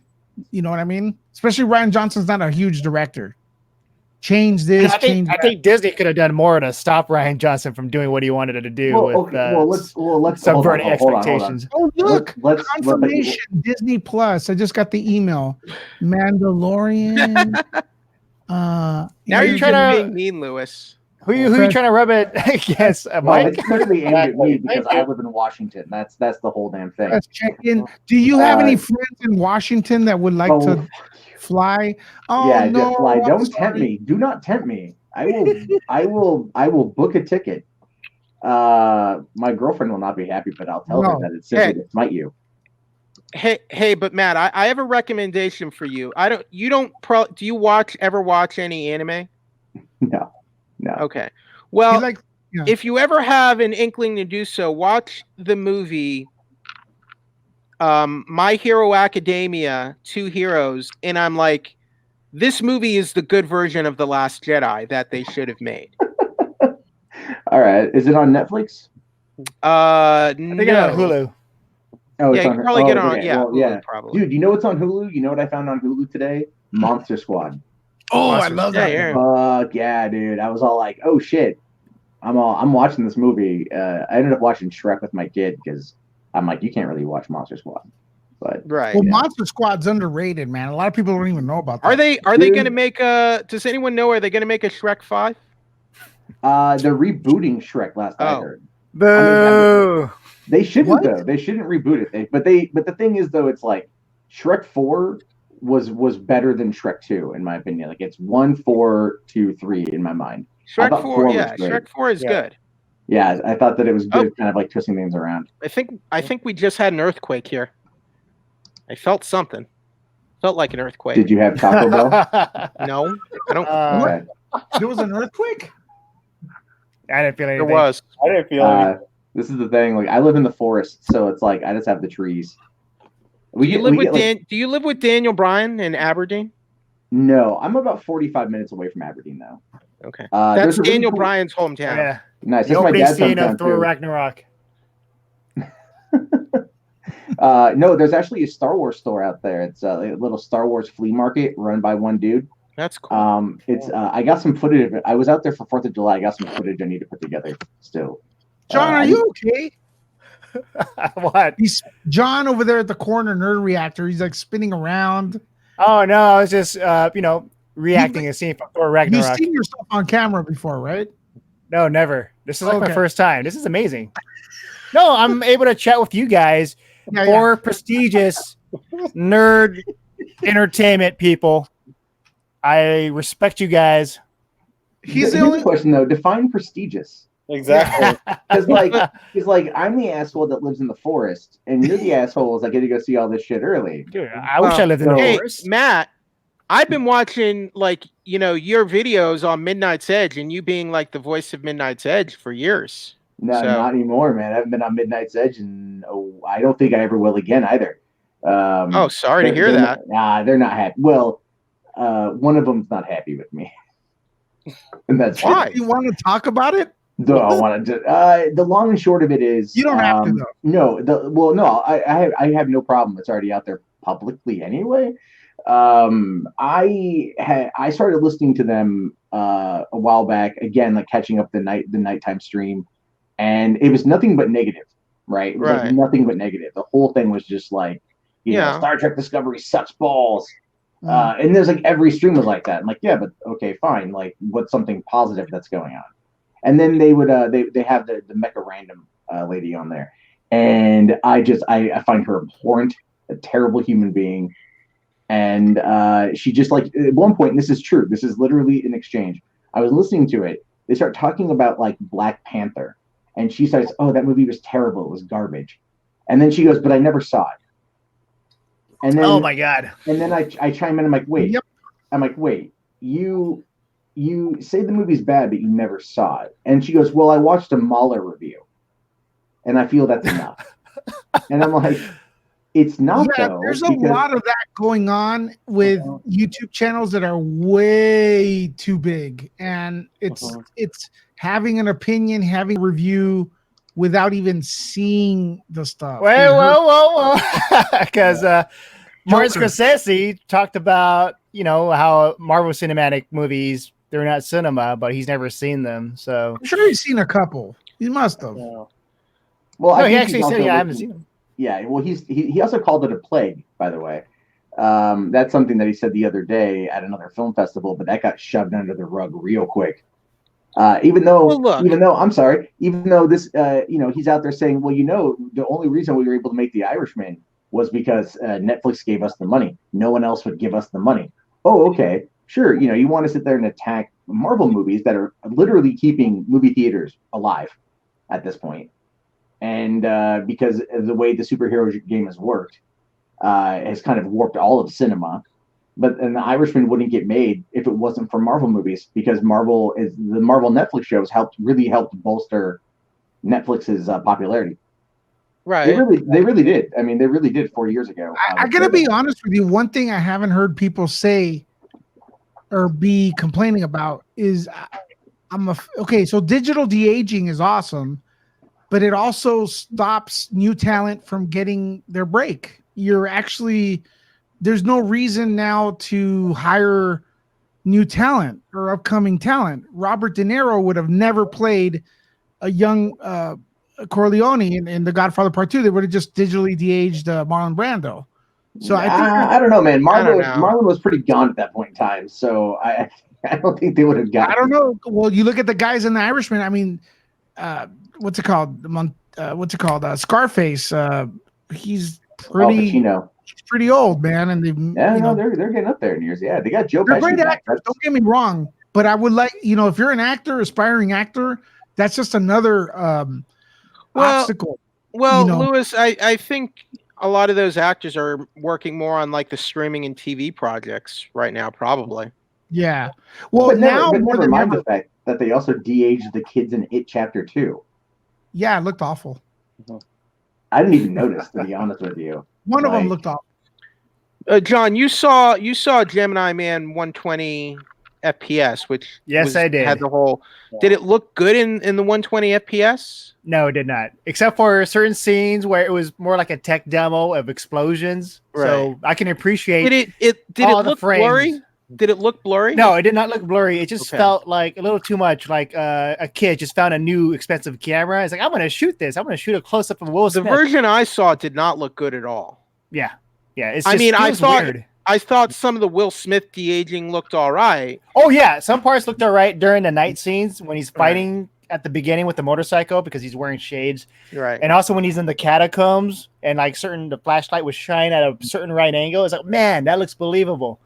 But to tie this back in, Lewis, to tie this back into your point and Rian Johnson, remember Looper, they had, instead of like de-aging Bruce Willis, they had Joseph Gordon-Levitt playing his younger self and Bruce Willis. So No, I you're think saying what if they did made is that today, they would have done it. They would have done it with the de-aging tech. You I think? think Looper actually incorporated some of Bruce Willis's features Yeah, into. they did. They did. Yeah. They did. But it's still two different actors. But Still once in a didn't make while, it a better movie. you didn't like it?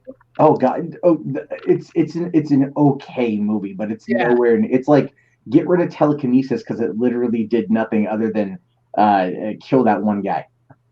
That was about it. That was the only reason why to have telekinesis as a MacGuffin in that movie. It's not. It's no Last Jedi. I'll tell you that much. Yeah, well, no, Last Jedi was. Well, here's the thing. I will criticize the hell out of Last Jedi story wise, but I have said that it's a very well directed movie. Right. Can I ask you guys a question? Last Jedi. Whoever didn't like it here, could we agree All that of us. Well, I mean, the Luke and Leia scene at the end, was that good or was it just me? I like that scene with the music and everything, the interaction. Was that good? Matt? I forgot completely about that scene. It's. I mean, I didn't mind it. I just would have liked, more. Well, my problem with that scene is that Luke technically wasn't there. That's a problem. Yeah. But he still gave her the dice.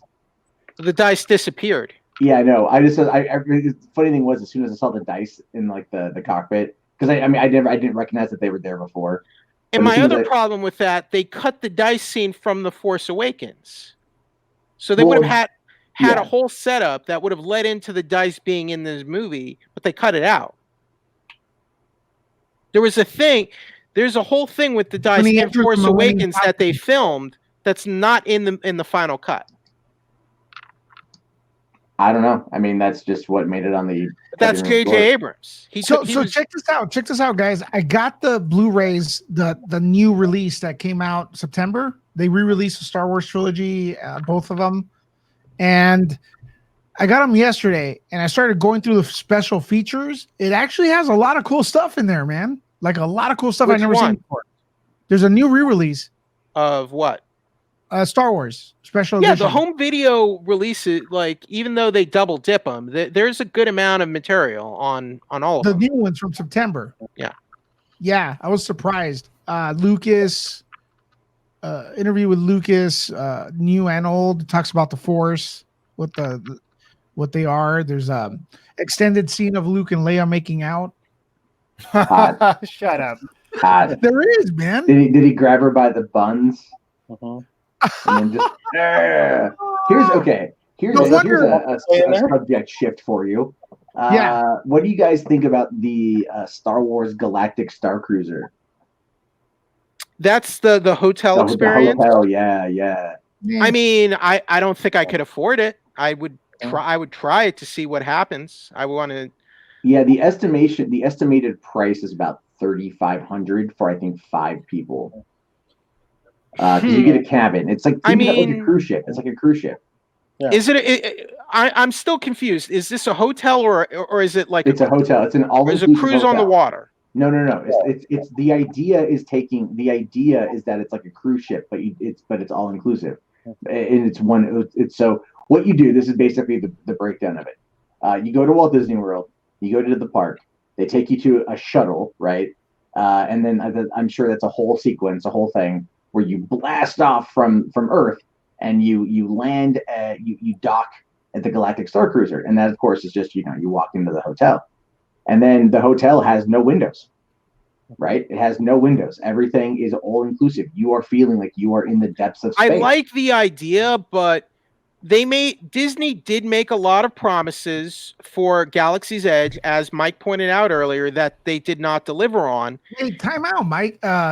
Jeffrey. Right. What other promises they didn't deliver on? They promised a level of immersion that they did, like a park filled with trained actors as aliens. They do have that. They don't have aliens. They do. Well, they have Chewbacca. I'm not going to make Besides that joke. Chewbacca. I'm not going to make that joke though. Yeah. Like, it's Southern California. Of course they have aliens. What? Never mind. Not fun. Can you repeat that? It's Southern California. Of course they have aliens. I mean, we're going Star Wars. You can send your email to Matt Jarbo. Hold on. Do you want me to tweet? I'm gonna that you're put on this. it? I'm gonna put Just this tweet to the. Put this clip to the Twitter, please. I'm just kidding. Oh Jesus! Hey, listen. I didn't say illegal. I just said aliens. Hey, listen. So Well, don't get all PC on me. Well, to go back with the Galaxy's Edge thing, in Walt Disney World, they actually have That story again? Hondo Tanaka walking around at Walt Disney World. They don't have that here at Disneyland. But this Hondo is like Rebels Hondo. He's not like Yeah. He's not like 50 years older. No, Not 50 years older. He'd be he like looks- 30. He looks like the same Hondo from Rebels. Yeah, We but don't it's know how coming, those. so I was totally cool with it.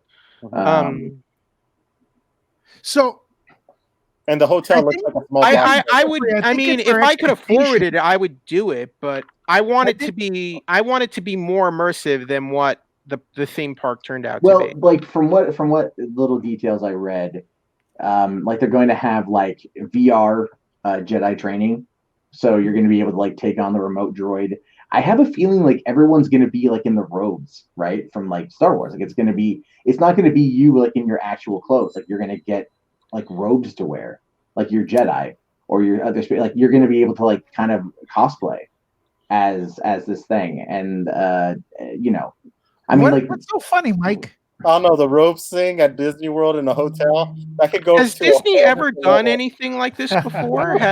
I mean, I've been to No, Disney this is- resorts, but have they ever tried yeah. like a full-on experience like this, like a resort experience? Does anyone know? No, I don't even remember them ever doing anything like that. I think Jarbo's on mute right now. Jarbo. Oh, Did I- probably he's answering and his phone is ringing. So. Yeah. Did he Okay. voluntarily mute himself, or is it me? No, he voluntarily muted Is himself. there a theme park No. out there where that gives you this like a whole, like kind of like a dinner theater, but it's a whole hotel stay? If you remember in Las Vegas when they had that Star Trek experience, Right. that was supposed to be something similar, but in a Okay. way smaller scale. And they had like I always wanted to go to that because it looks so cool. it was He chose actually to a mute really himself. cool thing. It was really cool. I actually got a chance to go there like about a year before they started. But was Sharing the the- hotel part interactive, Mike? No, Okay. it was just a part of the casino, and then Okay. there was the bar, and then it goes into the attractions. Were the bar workers and the waiters in costume or? Yes, or- they oh, were. See, that's what And I then they want. changed it, and then That's they- what I want. Yeah. I want like the staff to be in costume and stuff. I you gotta know? be honest with you, guys. I don't think they did not fulfill their promises. I think our expectations were higher than what they. No, I was at they- because Oh, I was at the D23 presentation when all of this was unveiled. So was And- I. Yeah. But They the map showed did us not look here. different than I'm we gonna got. look at the concept art.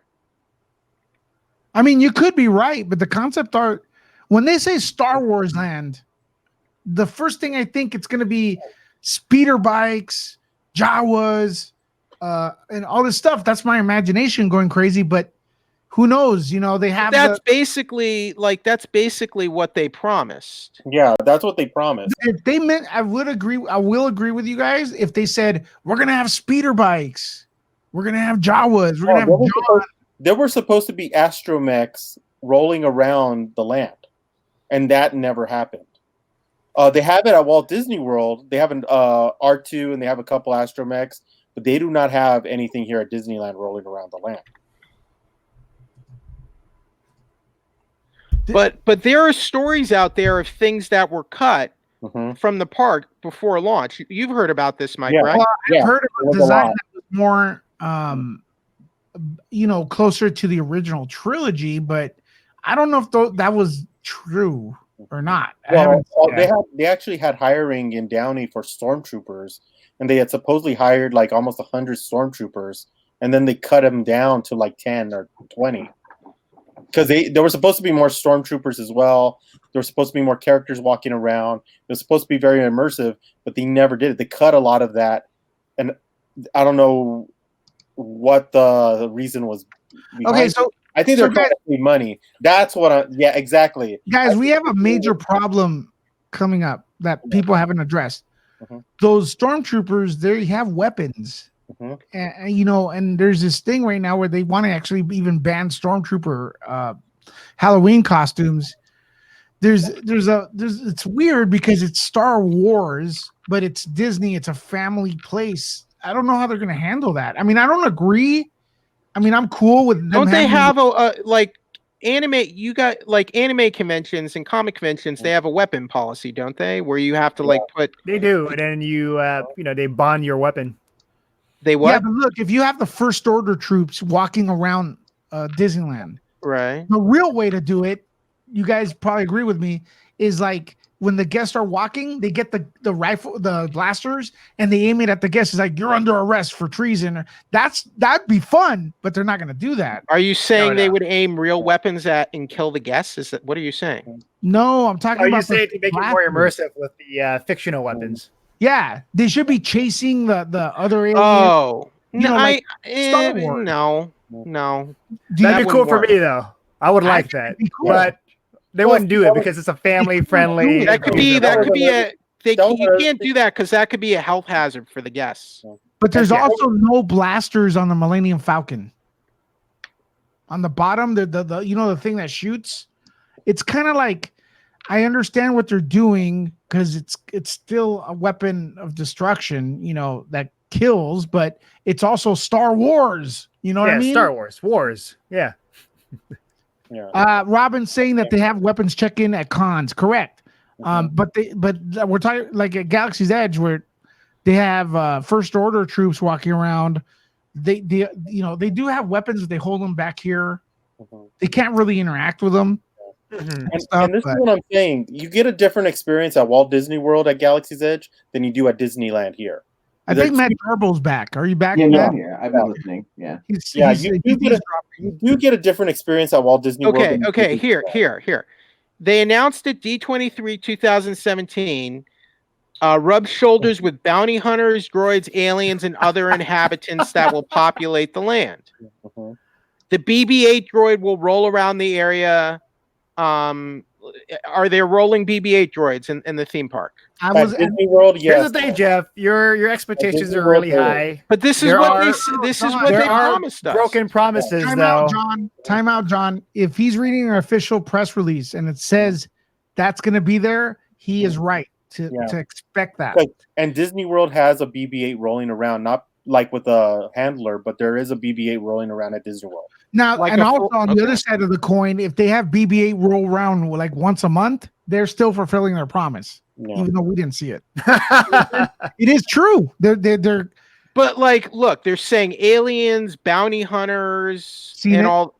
Like, there was supposed to be more costumed characters. There are costume characters, and there aren't that many. And I heard they didn't meet Jeff's quota. He wants 500. They only had 200. But that's what they promised. They said like they'd be all over the park, in the restaurants, and all everywhere. They are, but not 100. You know what I mean? Basically, but I read what they didn't want to pay the actors. Is what I read. That's what I heard from employees as well. Maybe there's a fact, but hearing about it and you know, if it's real or not, I don't know. Mike's talked to the staff. My friend works there. I won't say her name, but she works there. Emily really said that they did not. They cut out. I'm not saying they ruined it. I'm just saying they made a lot of promises they didn't. Why do you hate Star Wars so much, Jeffrey? What? I didn't even hear. Why do you hate Star Wars so much? I love Star Wars. Why do you hate us, our kind? I love Star Wars. Almost as much as I love the Houston Astros, who are 3-1 in the ALCS, leading the Yankees. And we won tonight. That's the thing. The things you love, sometimes you hate the most. It's a fine line, like Last Jedi. This I will say this. Look, the place looks cool, but Star Wars could be better than that. Of course, it can always be better than that. No, look, I've never been right now. We got to wait until next year. I've never been to the park. $120 to get in, please. Come on. I've never been to the park. I really want to go. Never been to the park? I want to go. I mean, not to Galaxy's Edge. I really want to go at some point, and I will go. That'd be dope. And look, I might go, and I might find out I was wrong. You know, I could I reserve the right to make that decision.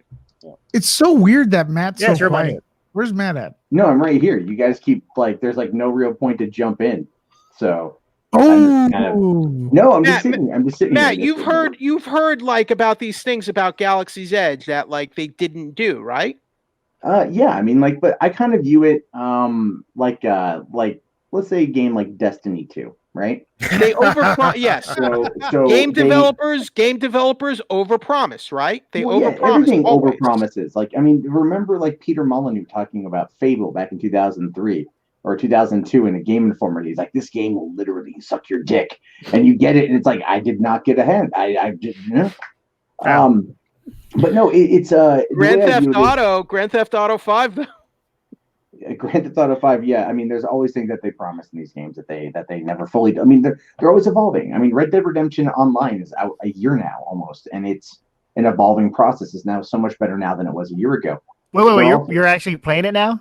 I've been playing it for a year. I've been playing it since it came out, yeah. Wow, because I stopped right after the beta launch. No, dude, no. Well, see, it had some issues, but they've got bounty hunters now. And, like, you get to be a bounty hunter, and like that's fun. Real quick, guys, in the chat. Real quick in the chat. Jesus Jimenez says, "Stop crying, Jeff." Ralph Rich says, "I like Star Trek a lot. I guess." I say hello to them, and Azteca Aguilar 04 says, "All right, Joker and Batman, let's go." Not a Star Wars fan. Hey, Jesus. Thanks for the advice. Well, you know, I know what go Jeffrey Astros. means. I know where Jeffrey's coming from. We want Star Wars to be like the ultimate, you know, needs Rolls Royce. Yeah. The Rolls Royce ultimate. experience. And to be honest, if you're getting a Disneyland experience for the amount of money that you're paying to go to the park, you expect there's a certain level that Disney produces that you expect. And over the it comes in cycles. Disney had some great things happen in the 80s, and then when the Paul Pressler era came in, it dropped, and then it came back up again. And right now you're kind of like getting this weird hybrid of things where it's more experiences, less rides, or the rides are just not where it should be. Same thing like with the Marvel Land that's coming up. I mean, the Spider-Man ride looks like a version of that Ninjago ride that's in Legoland. Ninjago. You expect a certain level of quality when you go to a Disney park, especially since you're paying on a premium day $149. Yep, I paid $150 to go in July. Yeah, Holy and crap. and the thing is, like, my mom covered it for both my brother and I. She paid for us to go as like birthday presents, and I what a sat nice there. mom. Yeah, it was very nice of her to do. And because I haven't seen my brother like in a long time, so you know that was really nice. But we got there, and I'm sitting there and I'm looking at that price, and I'm just like, man, I don't even know. Like, I don't even know if I want to like even spend her money to go here. And because I hadn't been to Disneyland since 2011, so there was so much more that was different. The last time I was at Disneyland before July, Star Tours 2.0 just opened up, and it was a 3-hour wait with a fast pass. So, like, that's how busy it was in 2011. You got to go single rider. Oh yeah, that is a fair point. I watch a bunch of Walt Disney World blogs or vlogs. The people that like live at Walt Disney World, like they go every day, you know. I watch a lot of their content because it's chill. I don't live in Florida, so it's just so different. So, yeah. Lewis, I know you love Joker, but Matt, do you think the new Joker movie is the direction Warner Brothers should go in with DC films in the future? If it's connected with other goddamn movies, then yes. Okay, spoiler alert. Yeah. Ready? Oh. It is connected to another movie, another character. No, if it's connected to like if it's okay. Yes. Guess what? Gotham exists with Warner Brothers called it a standalone character study, is what they called it. That's fine, but it's made $500 million, dude. It's gonna be a standalone DCU.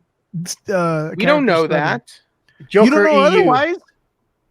That could have been also a test because said, let's see how it does. Yeah, dude. They gave us and then let's see where we take it. Yep. John, you like Joker, right? Yes, I loved it. Mike, did you like Joker? I liked it a lot. Okay. Do you think it needs to be connected to the other like Robert Pattinson? I don't think it has to, but I wouldn't be surprised if they did this in order to see how it would do, where would they take it, and use this as a jumping off point to something else. Because there's too many connections to which it could jump off into something else. John, your thoughts? It's gonna get a lot of. It's gonna be confusing, that's for sure. But if they were to do a connection, I want to see Todd Phillips back at the helm with his own take on Batman, just to see how dark and twisted that Bruce Wayne can be. Like, he doesn't even have to be the Batman we know. Just maybe he has issues mentally, and so he's fighting that mentally. I don't know. We already saw the Zack Snyder version. How much more screwed up Batman can we get? I disagree. I don't think Batman. we got Batman really in the Zack Snyder film yet. We got I mean, we got Batman. Yeah, that was Batman. I don't think he never had his own film. You just Well, had, that in was- my that- opinion. That was Huh? Affleck also saying he couldn't crack it. You know, Well- and that was also Joss Whedon for some Right. reason made the same comment about Batwoman or Batgirl. It's like I can't. He's like, I just couldn't crack the story. And I'm like, but you write this shit. Like, how do you not know how to? There's crack some the other story? stuff going on that we don't know about. I Well, mean, with yeah. Joss Whedon, it was also his ex-wife came out and she was all like, here. Okay, let me fill you guys in on a bit of hot goss that I found out years ago. You know stuff? By someone who actually knows Joss Whedon very well. The reason why Joss Whedon and his wife broke up, according to the person I know, is that Joss cheated on her with an actress that he was working with on a movie that was shooting. That's on- Well, she implied. That's on the tabloids. Actually, like public she implied knowledge. that in her letter, didn't she? Yeah, but it was shooting in 2011. So, So oh, think about that one for a second. What was filming in 2011? I'm not gonna say, Ah. but it's What's pretty. with these actors cheating on each other? The implication is pretty obvious there. Yeah, Ewan that's what- McGregor, Yeah, it was totally Ewan McGregor. Birds of Prey. Just went full on.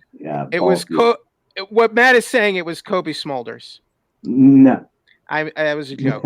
I'm not Kobe. Yeah. Kobe, I'm not saying you were. No, that was a joke. I was kidding, Kobe.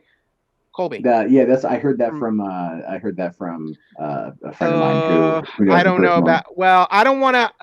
If I told you who it was, you would go. Okay. I think we see where it's going, and I think we can infer what you're getting at. Yeah. And yes. And I'm like, okay, I was kind of shocked when they told me. I'm just like, wow, that's crazy, man. But then you come to find out that he was pretty big on the sleeping around bit. So I don't get what people. I mean, are look. I mean, look. It's Hollywood, man. It's Yeah. Hollywood. Gossip talk now. See, this is what music late night Hollywood here on Nerd Report. You know what I do want to do? I want to do a show where we could have people call in and have on the comments, and we could talk about like stuff people encounter at cons, conventions, interacting nerds or geeks, how they interact with each other, and So just regular problems. Would this also contain the Adult Video News Award Expo in Vegas? Should I delete you right now, or why is Mike's head the biggest son of all of us? I would rather. Camera. I'm fine with the new Joker movie. Just let it exist on its own. No. I don't think we need. No, if it exists on its own, I'm fine too. Yeah, but I'm if they fine. make another movie that's great, I'll be all for it. As long as it's an entertaining, really captivating movie. I don't know. I feel like if you do another one, you kind of ruin the experience. Well, we don't know until they make it. Why? But why? Why not? Empire Strikes Why Back. not? Because not everything. Because sometimes. Because not every time you're gonna get Toy Story 2 or 3 or 4. Sometimes you get The Last Jedi. True, but you may get it. You may get The Godfather Part 2. You may get Toy Story 2. I don't. But The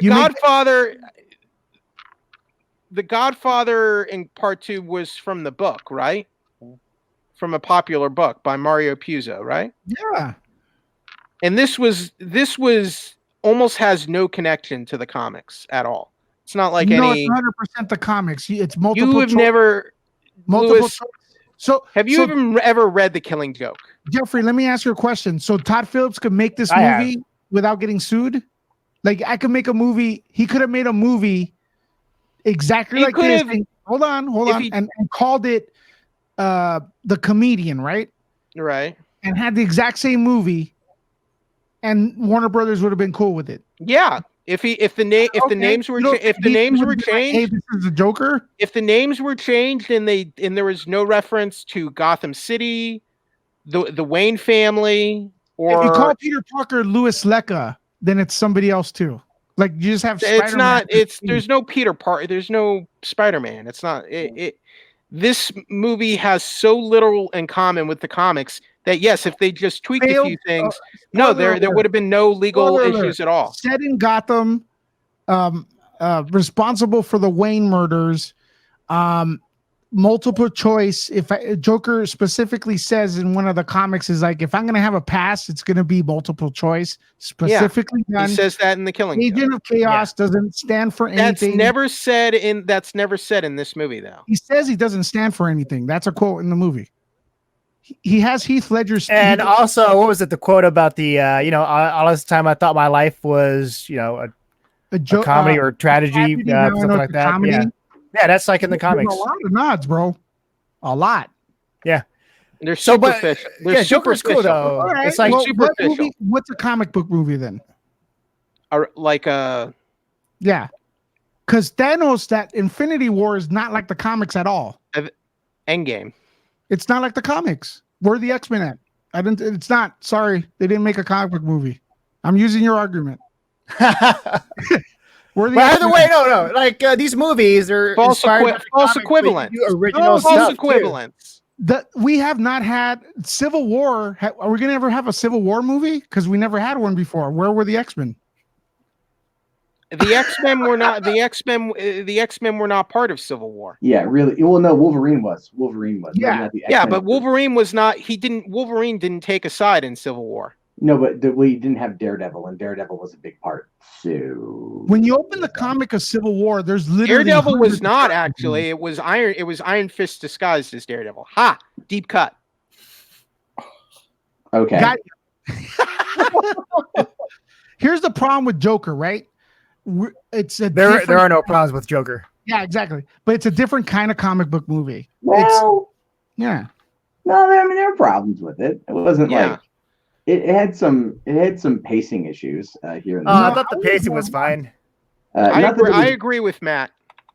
I'm not saying it was really good. I really enjoyed it. It was it made me very uneasy to watch it, which is the entire point. Mm.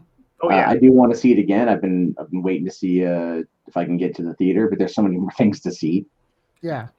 Matt, why do people go after Joker and call it like an incel fantasy? What's that about?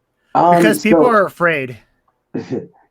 Yeah, like it's the same reason why people are talking crap on Jojo Rabbit right now. You got a group that's afraid, like, are they still doing that with Jojo?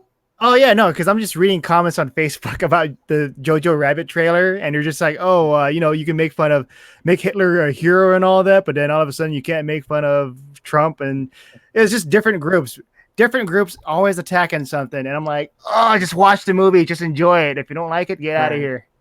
Jojo Rabbit does not glorify bad people at all. But if they're afraid of something, and Joker sort of captures their fears, isn't that like a good job, right? Well, it was a false equivalence in my opinion, because right. The direct connection that they tried pulling was James Holmes. And that's what Peter Scaretta was trying to say, even though he denied it. He dropped moron. No, he was like, oh, that's not what I meant. But I'm like, no, you retweeted someone and said, yeah, this is what I mean. But if we're talking about James Holmes, like, are we saying that Christopher Nolan and Heath Ledger were responsible for James Holmes then? No, what it was is if you just look into it, like, the psychiatrist who worked with James Holmes for 2 years trying to understand why he did it was like, that information is locked away in James's head. It's not about the movie. It was just, that was the movie that was playing when he snapped.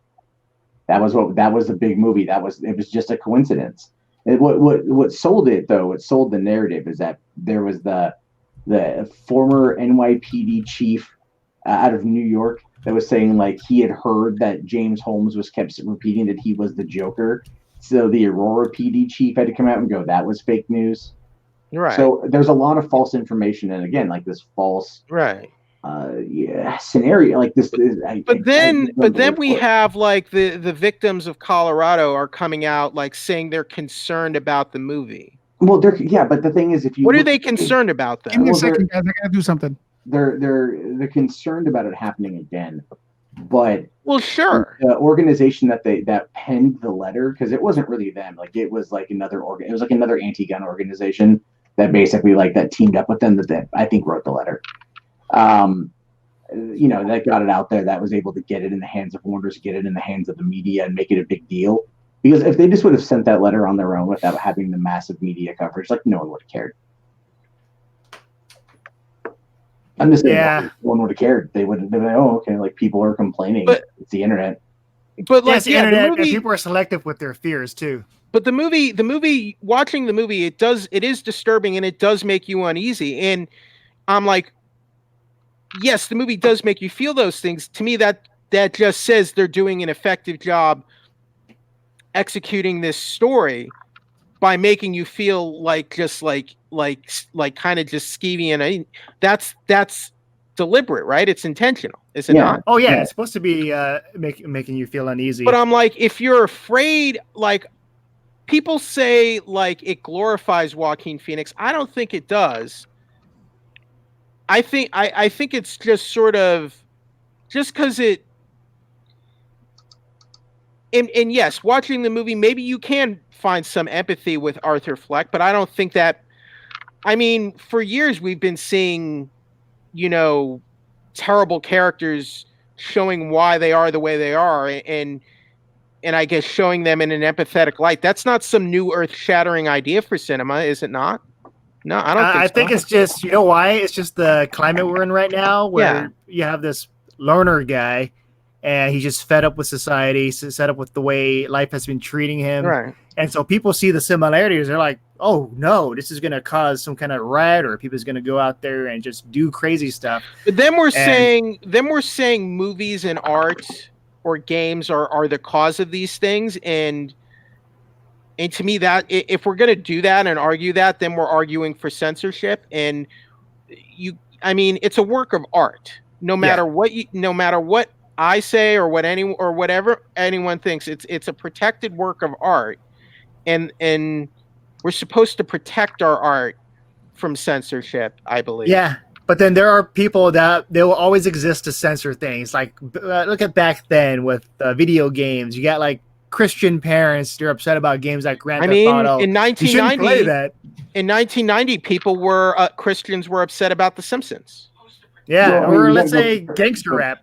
Yeah. Go back to the 1970s with Knights in Satan's Service and the religious right going after Kiss. Or Dungeons and Dragons. Or there's always people out there that are going to fearmonger whatever they can because it appeals to their base. Mm-hmm. And ultimately, that's basically what it boils down to. That's another thing, man. Have you guys watched, because I was listening to the conversation. Have you guys watched DC cartoons, man? They're brutal. That's another they're way. Pretty brutal. They're pretty brutal, man. Well, if they really wanted to make the Joker an empathetic character, they would have adapted the Killing Joke. Yeah, but then people would have been complaining. We've seen that already. So you're darned if you do. You're darned if you don't. Well, what about what was it? The Assault on Arkham? Yeah. From 2014. I mean, Harley Quinn has sex with Deadshot and she orgasms. Yeah. Oh, I love that. Like that was in the I was watching that and I'm like, whoa. Finally, John woke up. See? Oh, I love that. Yeah. Now you're speaking my language. Well, because it was Tara Strong emulating Harley Quinn having an orgasm. I'm like, yeah, I can fap to that. Yep. Jesus and then with her and Batman too. Jesus that was a good animated movie. Hold on, guys. I would agree with that. Got someone in the chat. Oh, Jesus Jimenez. The director said the Killing Joke was a huge influence. Yes. Yeah, it doesn't mean that. Yeah, you can be influenced by it. You can be inspired by it. You can make it doesn't mean it's going to be exactly like the comic. The only thing they took from Killing Joke was the failed comedian thing. That's really the only part. Oh, fine. No, it's not. I think it's not. Like. Well, also the clown face, and the smile, and the Gotham. Except that's wings. not how he gets it in the comics. So, Well, but he gets it several because it's ways supposed in to the be like comic. a realistic version of realistic take. Here, let It's me kind of tell you like guys. Dark Knight with the Joker. That one's different too. Yeah, you know what else too? This Todd Phillips Joker movie, it does take a lot from a movie called The Man Who Laughs, where the guy had a disease where he has to smile all the time. That's part of the Joker with the laughing problem he has. I actually think he can control it. At the end, he does. No, it's not. It's not so much at the end. It's towards the middle, when he gets fired. No, not when he gets fired. Like when he's about to get fired, I think. And see, the movie's great, man. I believe that you're right. Cool, no, because It's ambiguous. He starts It's laughing, ambiguous. and then he turns. You see it in the trailer too. He starts laughing, and then as he turns the corner, he just stops. Oh yeah, that's like when he was laughing at his colleagues' jokes. Yeah, his colleagues. Yeah, so he's doing that like it was uncontrollable laughter sort of thing, and he just stops, and it's all like, ooh, okay, there's a little bit of darkness there. Oh yeah. I also got I got a kick out of the fact that Brian Cullen had his cameo appearance in that scene as the dude in the mirror. He's been like in every Todd Phillips movie. Really? He's the coach on the Goldbergs. Coach Miller. Yeah. But he's been around for years. He was on the first season of Mad TV, but he's been friends with Todd Phillips for years, and so he always ends up in the movies. I thought that was funny. I think Todd Phillips would make a sequel because there's been debate. I mean, he made Hangover 2 and 3. Come on. Well, he made Hangover 2 and 3 because Warner's wanted him to make Hangover 2 or 3. Well, they're gonna want him to make a sequel to Joker for the money. But Joaquin Phoenix is the guy that would be hardest to convince, I think. He's open. He sounds open to the idea. Yeah, he sounds open to it. Grace Randolph actually had a pretty interesting point about that, where she's like, "This is the first time." Grace Randolph had an interesting point. There are times where that can happen. Send her a link. There are times that can happen. Yeah, I like Grace Randolph. She has been blocked on Twitter. I don't know why. And you know that's blocked weird on Twitter? because yeah, I don't know why. that's weird because you've always spoken very highly of her, and so have I. I actually think she's very talented, man. She's the person that claimed like that Disney was buying off reporters to trash Batman v Superman. She literally said that? Yeah, she did, and said there's no way that movie is 27% bad. Rotten Tomatoes bad.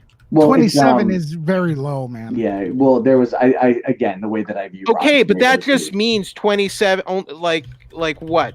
73% of critics didn't like it. That's not. You can't. The critics aren't doing the Rotten Tomatoes calculations. It's Rotten Tomatoes doing that. Yeah, well, but the critics will put in whether they like it or not. It's not. So they're entitled to do that. They are, but Jeffrey, like, I saw a lot of critics call Batman versus Superman names before watching it. Same as Joker. They call it a misogynist movie without watching it. I never saw that. I'm sorry. Mike and I saw it. I never saw that. I send Mike links of that. We have them on. Okay, record, but Matt, what was the good point that Grace Randolph made? She had said Lewis is hot. No, even when I met her, she didn't say that. Because I did. I met Grace Randolph last year. Very briefly. Yeah, I was at VidCon. I paid a lot of money to be there. But no, she said that Joaquin Phoenix is now finally a movie star. And the point she made was that if you notice, he's usually really reluctant on interviews. He's reluctant to go out there and do it. But he was running the gamut on this thing. He walked out of one. He walked out of one because a guy asked him basically like, what are your thoughts on the fact that somebody could grab a gun and shoot up a theater to your movie? I mean, he had every reason to walk out of that particular interview because that was such a fucking left field question. That was ridiculous and it was disrespectful. So that's why he walked out. But otherwise, he did the rounds. He was on like Kimmel. He was on Colbert. I think he's done that before. He's been on Letterman and stuff. Letterman was where but the Letterman thing was a bit. It was all for a show. He's done. He went on after he did that like kind of fake rapper thing. He went back there. I don't think he did. I think he was banned. He did. No, he wasn't. It doesn't look. The thing is, he rarely. But you don't see much out of Joaquin Phoenix in regards to press. You really don't. You really don't. To be fair, though, his movies are very they're kind of low budget. Well, they are low budget, but like he but he's known, but he still doesn't. He's now think of it like this: he's big, He's got now. People are talking about it now. There's all the talk about Best Actor. He hasn't won Best Actor yet. He may not win anyways. I don't know if he's going to win or not. I mean, we haven't. Not that he doesn't deserve it. I just think he's not going to win. But I'm just saying. John and I met him. John and I met him. Sorry, Matt, to interrupt you real quick, but he was very approachable. And I was the one that was apprehensive because I've heard all these things about him. So we were like in a small room, and I went out of my way to like walk around him. I didn't want any part of him because I didn't want to have a bad experience because he was with his publicist, and he went out of his way to be nice. Yeah, he was actually initiating conversation with Lewis because Lewis was right next to the water cooler, and he just talked to him like, "No, go ahead," And then Lewis was like, "Oh God, what do I do?" So you're saying like you're saying now, Matt, like this role has mainstreamified Phoenix in a way he hasn't been before, really. Yeah. I mean, someone argued with me. They said, "What about Gladiator?" And I'm like, "That was almost 20 years ago." Yeah, people forget. People forget. And he was great in Gladiator. I loved him in the role, and he's been great in like To Die For, and he was great in a bunch of other movies. I like him as an actor, but this is the movie. What about Walk the Line? Love it. Walk the Line's good, but who talks about that anymore? That was what, 2008? Yeah. Here's my thing: is this Joker, Warner Brothers, very big movie, very popular comic book character. And so they're like, you know what? If you want to be a part of this, you're going to have to do all the press stuff. You got to be out there. You got to smooze, mingle. And that's how I feel. And he's like, you know what? Let's do it. Yeah. He's like, all right. That's part of every actor's contract. Yeah. No, but there's limited. Sometimes they're limited. Well, they limit it because of the fact that he showed up on a Saturday showing of the movie at the ArcLight. Yeah, actually, you could see the video on Mike's. Yeah, it was at Alamo Draft House, which that's right. That's what it was. Yeah, from our new office, hopefully. Man, they do a lot of cool stuff there. How many views do you have on that video? His falling out with Marvel over Incredible Hulk. He refused to do media for the film because of what happened to the film in post production, and that's sort of when he fell out with Marvel. You're talking about Ed Norton. Ed Norton as Bruce Banner as the Hulk. Yeah. Okay, it's up to he was so ticked off that they refused to release his cut of the film that he refused to do media and promotion for it, basically. Oh, and I would like to see that cut of the film. Actually. Go, Mike, real quick. Okay, so the Joaquin Phoenix video that I have on our YouTube channel, just titled "Joaquin Phoenix Surprises Fans in LA," 471,510 views. Damn. In 1 week. So you have that video from the Alamo. So lunch is on you? Oh yeah, like all of $300 that I got on just 400,000 views. 300 only? Well, that's all it is. It wasn't that much. It's just because the video is short. Okay. Yeah. Guys, it's 1 a.m. now. I have work tomorrow, but this has been wonderful. Matt, this has been so surreal getting the chance to just talk about stuff with you. I really appreciate the opportunity. And Lewis, thank you.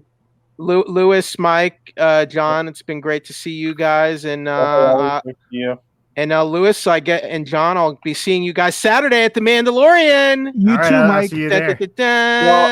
I'll be doing live with a coconut water with rum in it, sitting on a fucking beach. Thank you, guys. Have a good night. See you in a bit, May the force be with you. Oh, that was cool how that switched, Tom. Well, that is nice. That's like automatic. Look at that.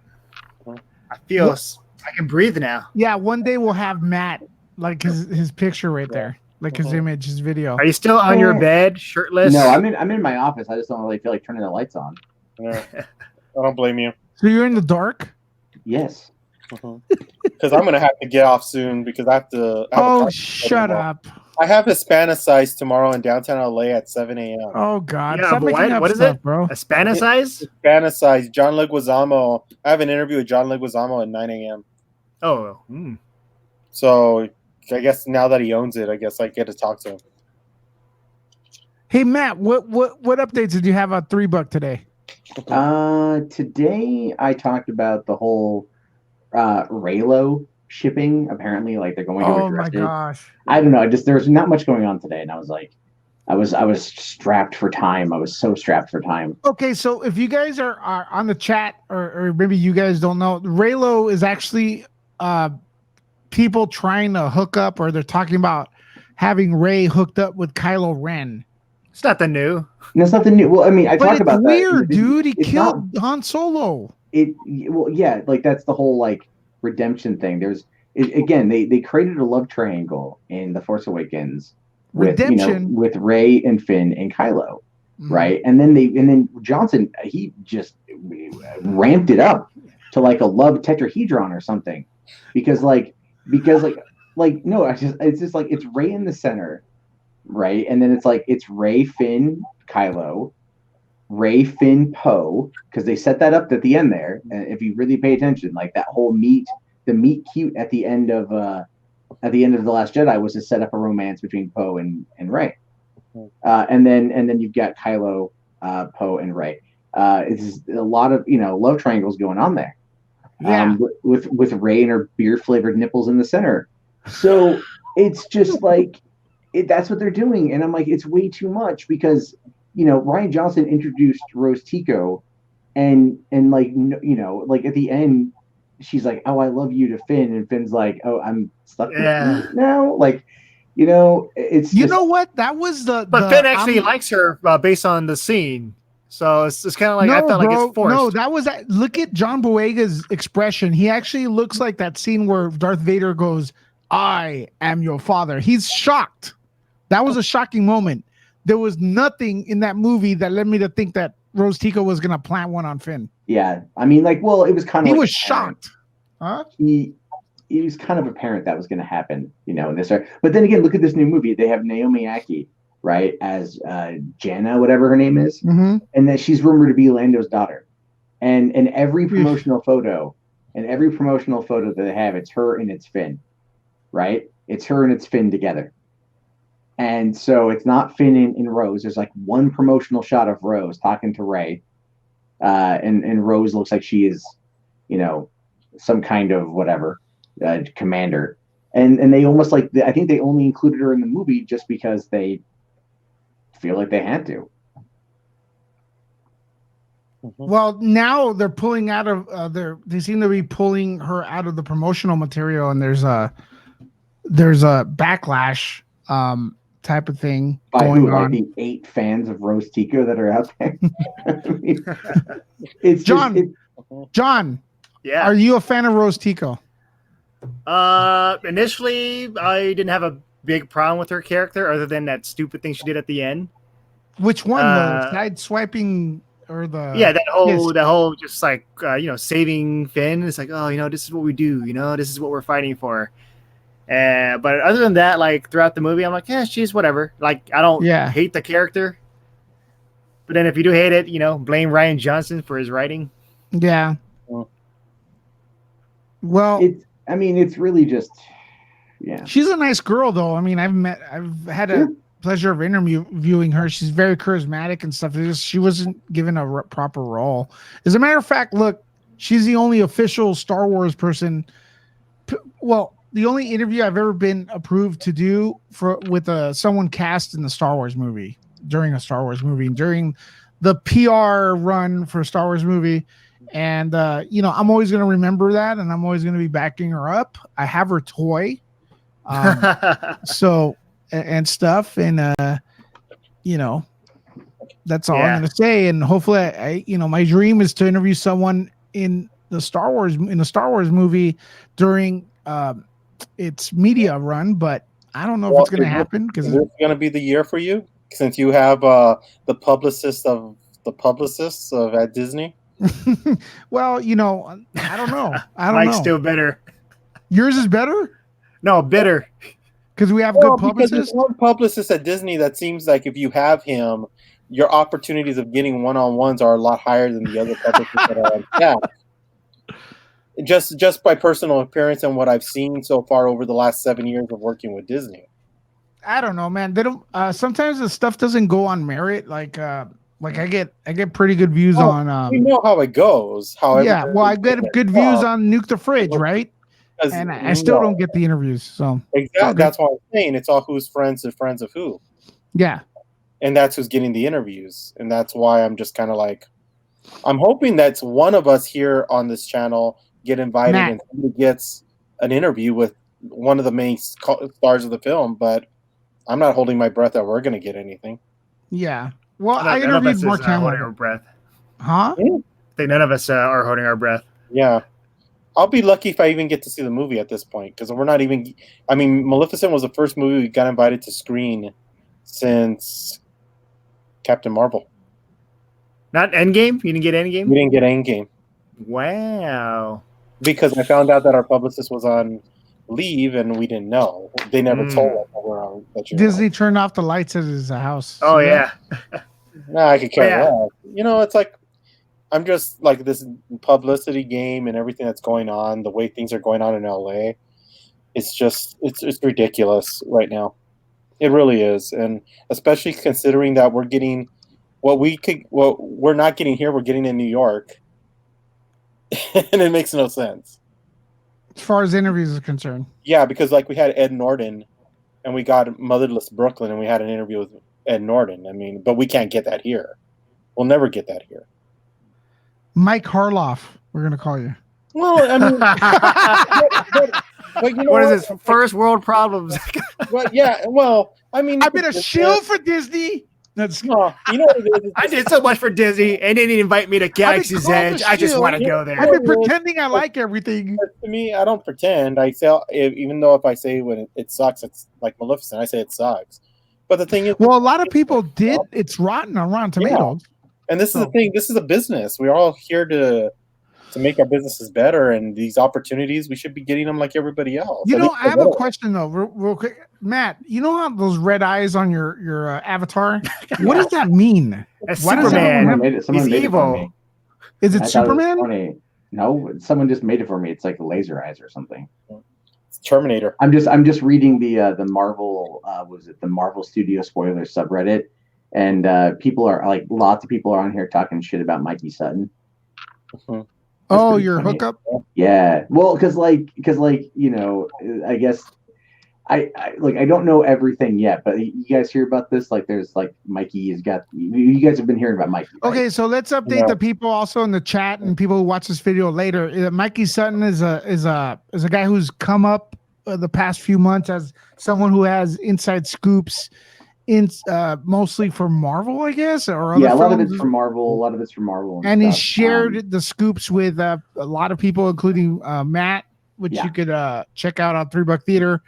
And now you're updating us that on the Reddit thing, they're thinking that it's not true. The stuff he's because the big thing is apparently like, so Mikey's like, you know, been around for a long time apparently, and look, the thing is, at the end of the day, it's content to talk about, right? It's gonna get spread around. Might as well get in on the action. And he's a nice guy. We talk pretty frequently. And so so he's doing this 4-part thing where he's got this one channel out of Mexico that's going to be doing it, like a big channel, and then like Lords of the Long Box is going to be doing one bit. I think I'm doing like part 3 of 4.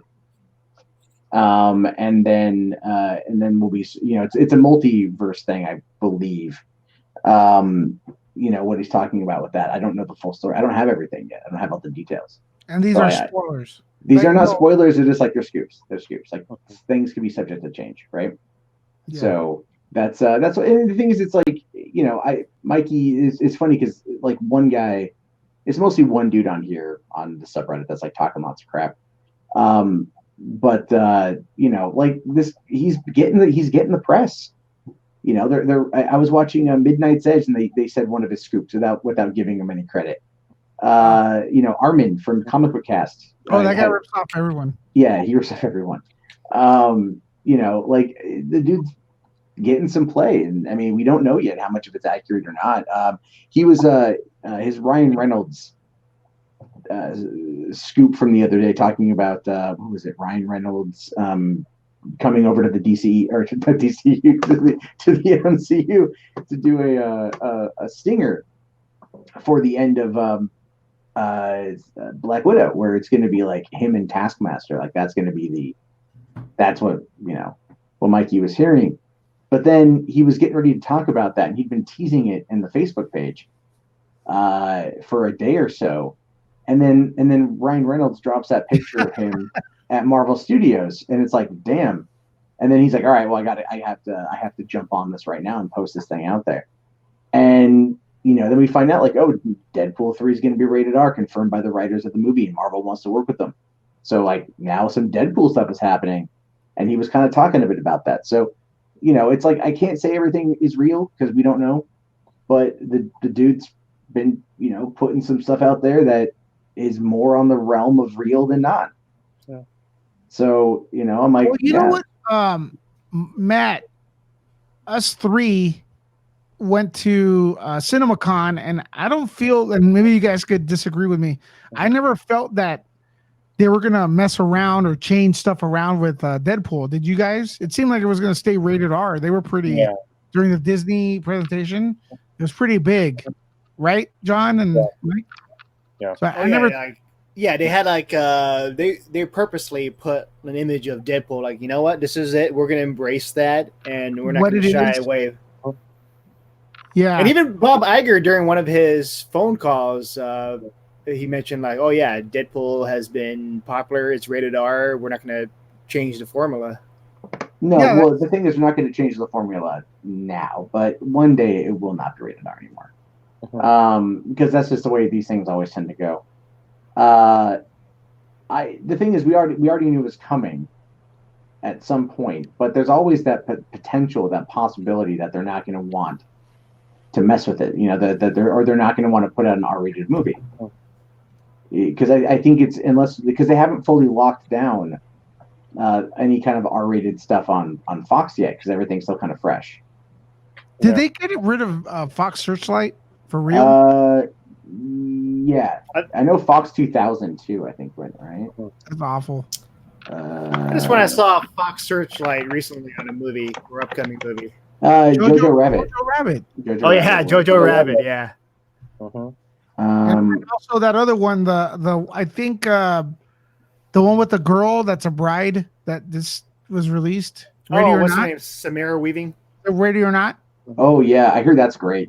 I gotta watch that. I don't know. For some reason, I thought it was okay. But we got 28 Days Later, which is one of my favorite things to watch. Okay, maybe I was wrong. It's not closed down. Maybe it's Fox 2000 they closed down. Hey, yeah, Matt, I think Fox 2000. Quick question, and we'll go back to the nerd stuff here. As far as this stream, because you're more of an expert with YouTube and stuff, should I leave this up or unlisted? I mean, you could leave it up and just let people see it. If you do it occasionally, it's not going to hurt your channel. Right. If you're doing, like when I was doing Hollywood After Dark every single night. Are you bringing that back? I am bringing it back, but it's going to go to another channel.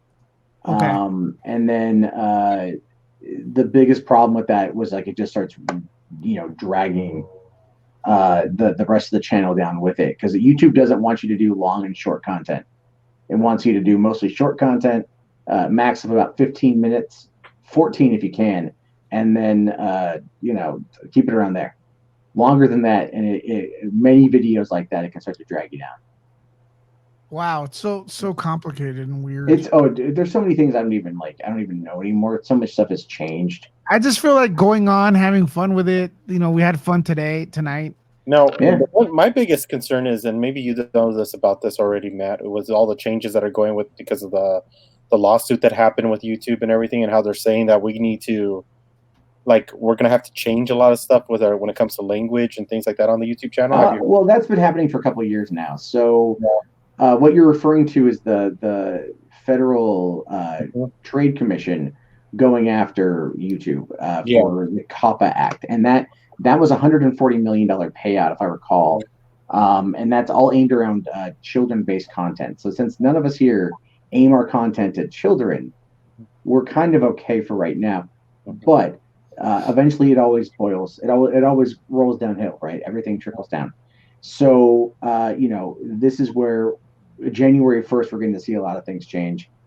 And it's, I don't know, man. I don't know what's going to happen. I mean, I've got more subs now than I did a year ago. And I'm having trouble getting the views. And I'm wondering if I'm putting out too much content a day. I do about 3 videos a day, which is on average, and that's fine. But then again, people 3 videos a day. Wow. That's for this channel. I do like 4 more on another channel. But I do audio. Shit. Yeah, I just do audio. I read articles. I just provide commentary. I'd like to do more editing wise, and like kind of do more deeper dives. But I have 2 kids under the age of 2, you know, and I'm their primary care provider in the daytime. So it's like today, for example, I was like, okay, I'm gonna sit down, get some work done, and then my daughter goes down, my 2-year-old daughter goes down, and then my 2-month-old daughter is like fussing and fussing and fussing. So I feed her and I change her and I comfort her, and then it's like, oh, it's already been an hour and a half, you know, and I'm like, oh, I got no time. So it sucks. Yeah. But you know, I'm always learning what YouTube's up to. They're changing everything all the time. Yeah. But really, at this point, about it. it's all about just you have to like build the audience, and that's what I think my change is going to be.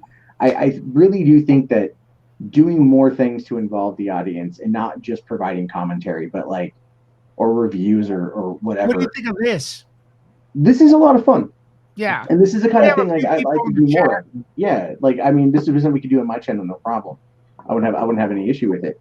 Oh, so you're inviting us for tomorrow? Is that what it is? Well, tomorrow I'll be busy until around midnight. So if you want to jump on at midnight, that's Sure. fine with me. John, you planning to go on doing some of these? I can do midnight. Yeah, I'm talking about like your own channel. Are you gonna do some maybe during the day? Some live? Yeah, I want to try it out. You know, it's always trying Mike? things out, seeing if they work or not. Well, you know me, I'm only gonna try anything as long as it's something that's different, that's you, and you know, we need to do things that are different on the channel. Like I've noticed because this year, going back to like the whole video view thing and why we're trying to do something new is because of the fact like last December we were at 500,000 to almost 600,000 views, well 700,000 views, and then the next month it was like at 40,000 when with the algorithm, and it was dead throughout the whole year until October when we started seeing a spike go up, and then the Joaquin Phoenix video hit and other videos have hit, and now we're back to like 400 subscribers in the last week. Yeah, I'm like I'm in the same boat. I think what it is I think it's an oversaturation. Yeah. And I think it's like because the way I view it is I wake up in the morning. This is my process. Like I wake up in the morning and I thumb through my RSS feeds and I'm like, okay, what's happening today? And I'm like, all right, well, I can talk about this.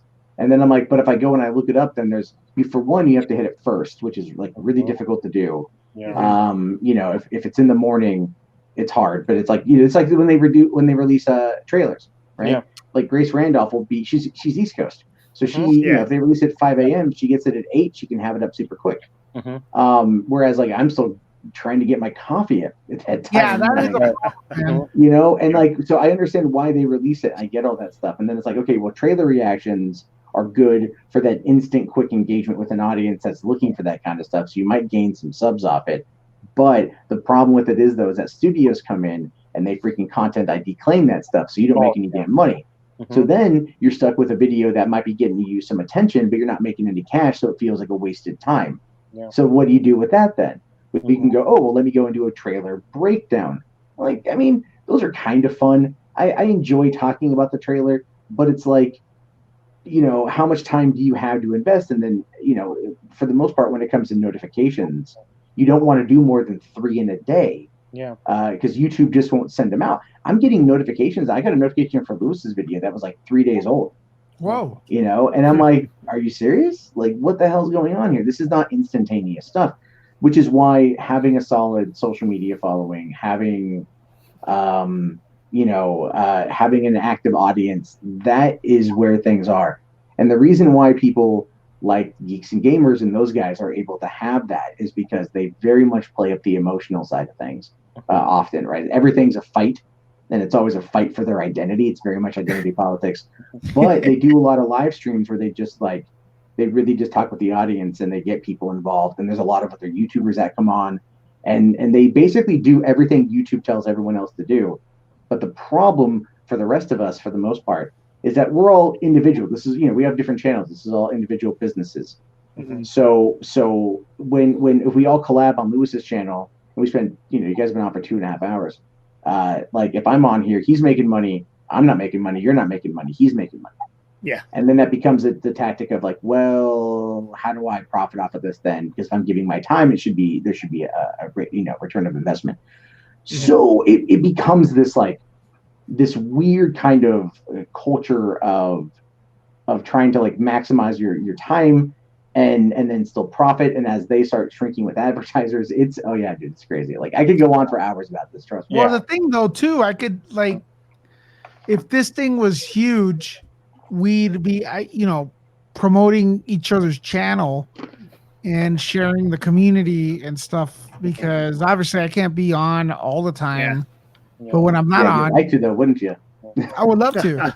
And as a go Astros, Chris is saying on the chat. I would, I love to watch these things, even though I create stuff. I love listening to Matt's Hollywood After Dark and stuff like that. So I think it's a good thing. I see the value in it as far as like an audience member of YouTube, not just a creator. And yeah, if it's on John's channel, for example, he's getting paid, but we're allowed to. I would assume John will let us talk about our channel there, so we share the audience. And Actually, stuff. no, only me. So that's what I've been trying to, and everyone can listen to this right now too. I've been trying to get like people together to just do these. Maybe like another day will be on Nerd Reactor, then on Muse, and then one time on $3, and then back. So it's on just mine. rotating. That's how the other guys do it, right? Yeah, And then well, we get they Andy do Sigmore it said he's sometimes. down. Yeah, Andy Sigmore from Screen Junkies said he's down to do it. We could get a few other people, Yeah, Matt? it's well, that's the thing. Andy started doing he did a thing today that I actually really wanted to do as well, which was he's like, hey, everyone in my audience, go watch Cell on Netflix or remember Cell, and we're gonna do a stream where we talk about the movie, and I wanted to do a series like that called It Came from Netflix, and then because everyone can like just go, oh, let's pick a random movie and go watch a random movie, and then come and then have a conversation about it. And get people, because this is so hard to do, and it really is. Like, I'm not trying to complain, but it's building up that community. Like 5 years ago when Gamergate was a thing, I was living back with my stepdad in San Diego after I had left LA, and my girlfriend had moved to Oregon to live with my mom to find work, and so I had like 10 months where I was just like working at nighttime, and I had my cats, and that was it, right? And so then Gamergate happened, and it was this constant thing for like months, and I was online all the time. I was on streams for like 8-9 hours at a time, every single day. And then I was growing. I grew from like 16,000 subscribers to like 45,000 subs, and everything else, so it blew up and blew up and blew up. But I was able to really dedicate the time, which is why like I would love to do Hollywood After Dark at like 7 or 8 p.m. Pacific Standard, get that going, do the news, then have the conversations. But it's just I don't have the ability to do that right now. We could do something. We could talk about it offline. Yeah. There's always things, but and then we could schedule so like this team, if it works, there's always someone on, or most like. Oh, the thing is that's a big commitment, and it's a really big commitment. Like if you look at I'm a big Kevin Smith fan, so it's like they had back when he did the Smodcast, when he had the Smodcast internet radio. You guys remember that at all? Yep. So like that was him. He would do a show at 8 o'clock in the morning with his wife, and then I think at 10 a.m. he did one with Jay, and then he did like another one at noon or something. He would just do these shows all the time, these live broadcasts, and then it eventually just kind of petered out, if I recall. Like I don't remember how it ended, but it just kind of wasn't there one day, but it's like because it's a big commitment, and you got to make sure you're getting the financial return. Well, I'm not saying we all have to be on everyone's channel. What I'm saying is 8 to 5, we know I'm on, right? On Nerd Report. You guys are all welcome to come in. Then after that, we have John's Nerd Reactor will go on X time, so we don't compete with each other. Then let's say John's sick another time. So I call Mike and I go, Mike, why don't you take over John's slot? Maybe even on his channel, right? Or maybe on Mike's channel. And then he'll be on. And then we have like a community that people could look, a Twitter mailing list, Facebook group, and stuff like that. So we're always on. we keep the people entertained with stuff. We talk to them about stuff that's happening. News is always breaking all the time. I think it'd be fun, and who knows? Maybe we could grow and do some events. I love doing events and stuff. So I don't know, just an idea to throw in there. November's coming. The end of the year is going to get busy. There's going to be a lot of Boo.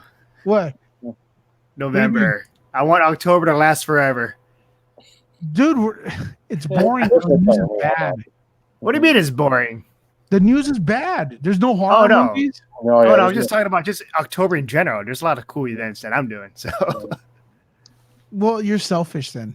yeah, I'm selfish. yeah. I like November. We start the Christmas season at that time, and you get all the Christmas cookies, the Christmas theme park stuff. So it's kind of cool. I just like Halloween time. It's always good. Yeah, Halloween time's great. But I just feel like movie-wise this year is sucked. This year? There's no movie. Halloween movies are advertising Maleficent as a Halloween movie. It's like, dude, come on. She is the mistress of evil. But it's not a horror movie. I need horror. No, depending on certain people. It was horrifying to Jeffrey. Poor Jeffrey. Yeah.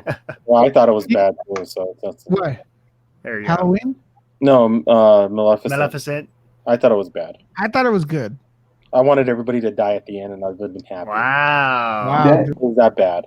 I don't normally yell at movies, but the original Maleficent, I yelled at the screen at the end of that movie. Yeah. Like, because the last line of that movie is the narrator says, and this was a story where the villain was the hero the entire time, or something like that. So something And cheesy and lame. Something cheesy, and I just looked. I was at my drive-in theater in San Diego, and I just blurted out, "Oh, fuck you!" Like, what is this? This is so. Oh, so you're in the stupid. car. You could shout. No, at I was the outside. screen. I was working. Oh, you I was went managing. outside. I was already outside. I was just watching it, and I just blurted it out. Hmm. I have a lot of drive-in stories. Like, let me tell you this one. I gotta go, but I gotta be. No, at 7 a.m. go. Somebody super chat. Keep Matt on. No, they didn't. But okay, so check. This is a true story, right? So you guys have been to a drive-in before, obviously. Yes. I've never been Okay. into a drive-in before in my life. You're missing out. Great. Yeah, you're missing Real great. So at my theater, this was the first week. This was August 5th, 2004. The Alien versus Predator had just come out, right? We had AVP playing. And what we did is we had the main feature, a co-feature, and then the main feature played again. So we had AVP playing twice a night. So the last, it had just started. We closed our snack bar, closed our box office. I was just coming in from the box office. At the time, I wasn't a manager yet. I was just a standard employee. And I'm smoking a cigarette. And because we could do that there.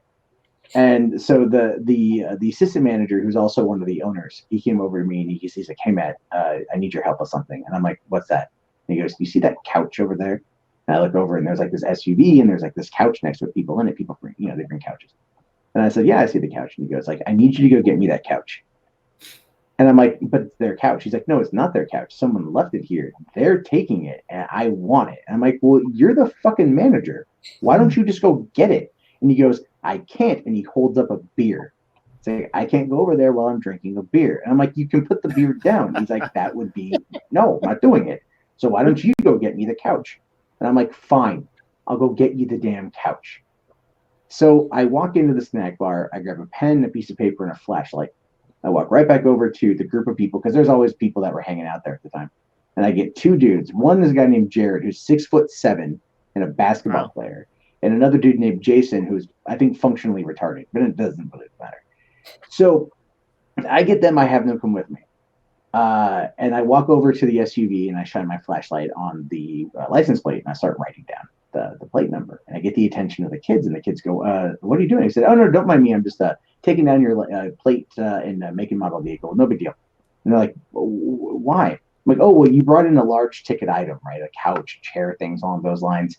We got to make sure that you don't leave them here. So we just take down your information. So if you do leave it here, we can properly bill you for its destruction and disposal." And they're like, "Wait, what?" And I'm like, "Oh, no, it's fine. It's fine. Take the couch with you, right? You'll be fine. Take it. It's no worries." And they're like, but wait, it's not our couch." And I'm like, "Well, you're in the couch." And but it's not our couch. We found it. I'm like, but you're sitting in it. So, I mean, I just came over here to write it down. You're sitting in the couch. It's clearly yours. No. We found it. We found it. And I'm like, well, oh, I'm sorry, guys. You know, I'm going to have to take the information down. And they go, wait, how much does it cost for everything? And I said, well, you know, to break it down, to tear it apart, the chainsaw, and throw it in the dumpster. I think they do about $150. And they go, oh my God, no. And I go like, well, I'll tell you guys what. Here's what I can do.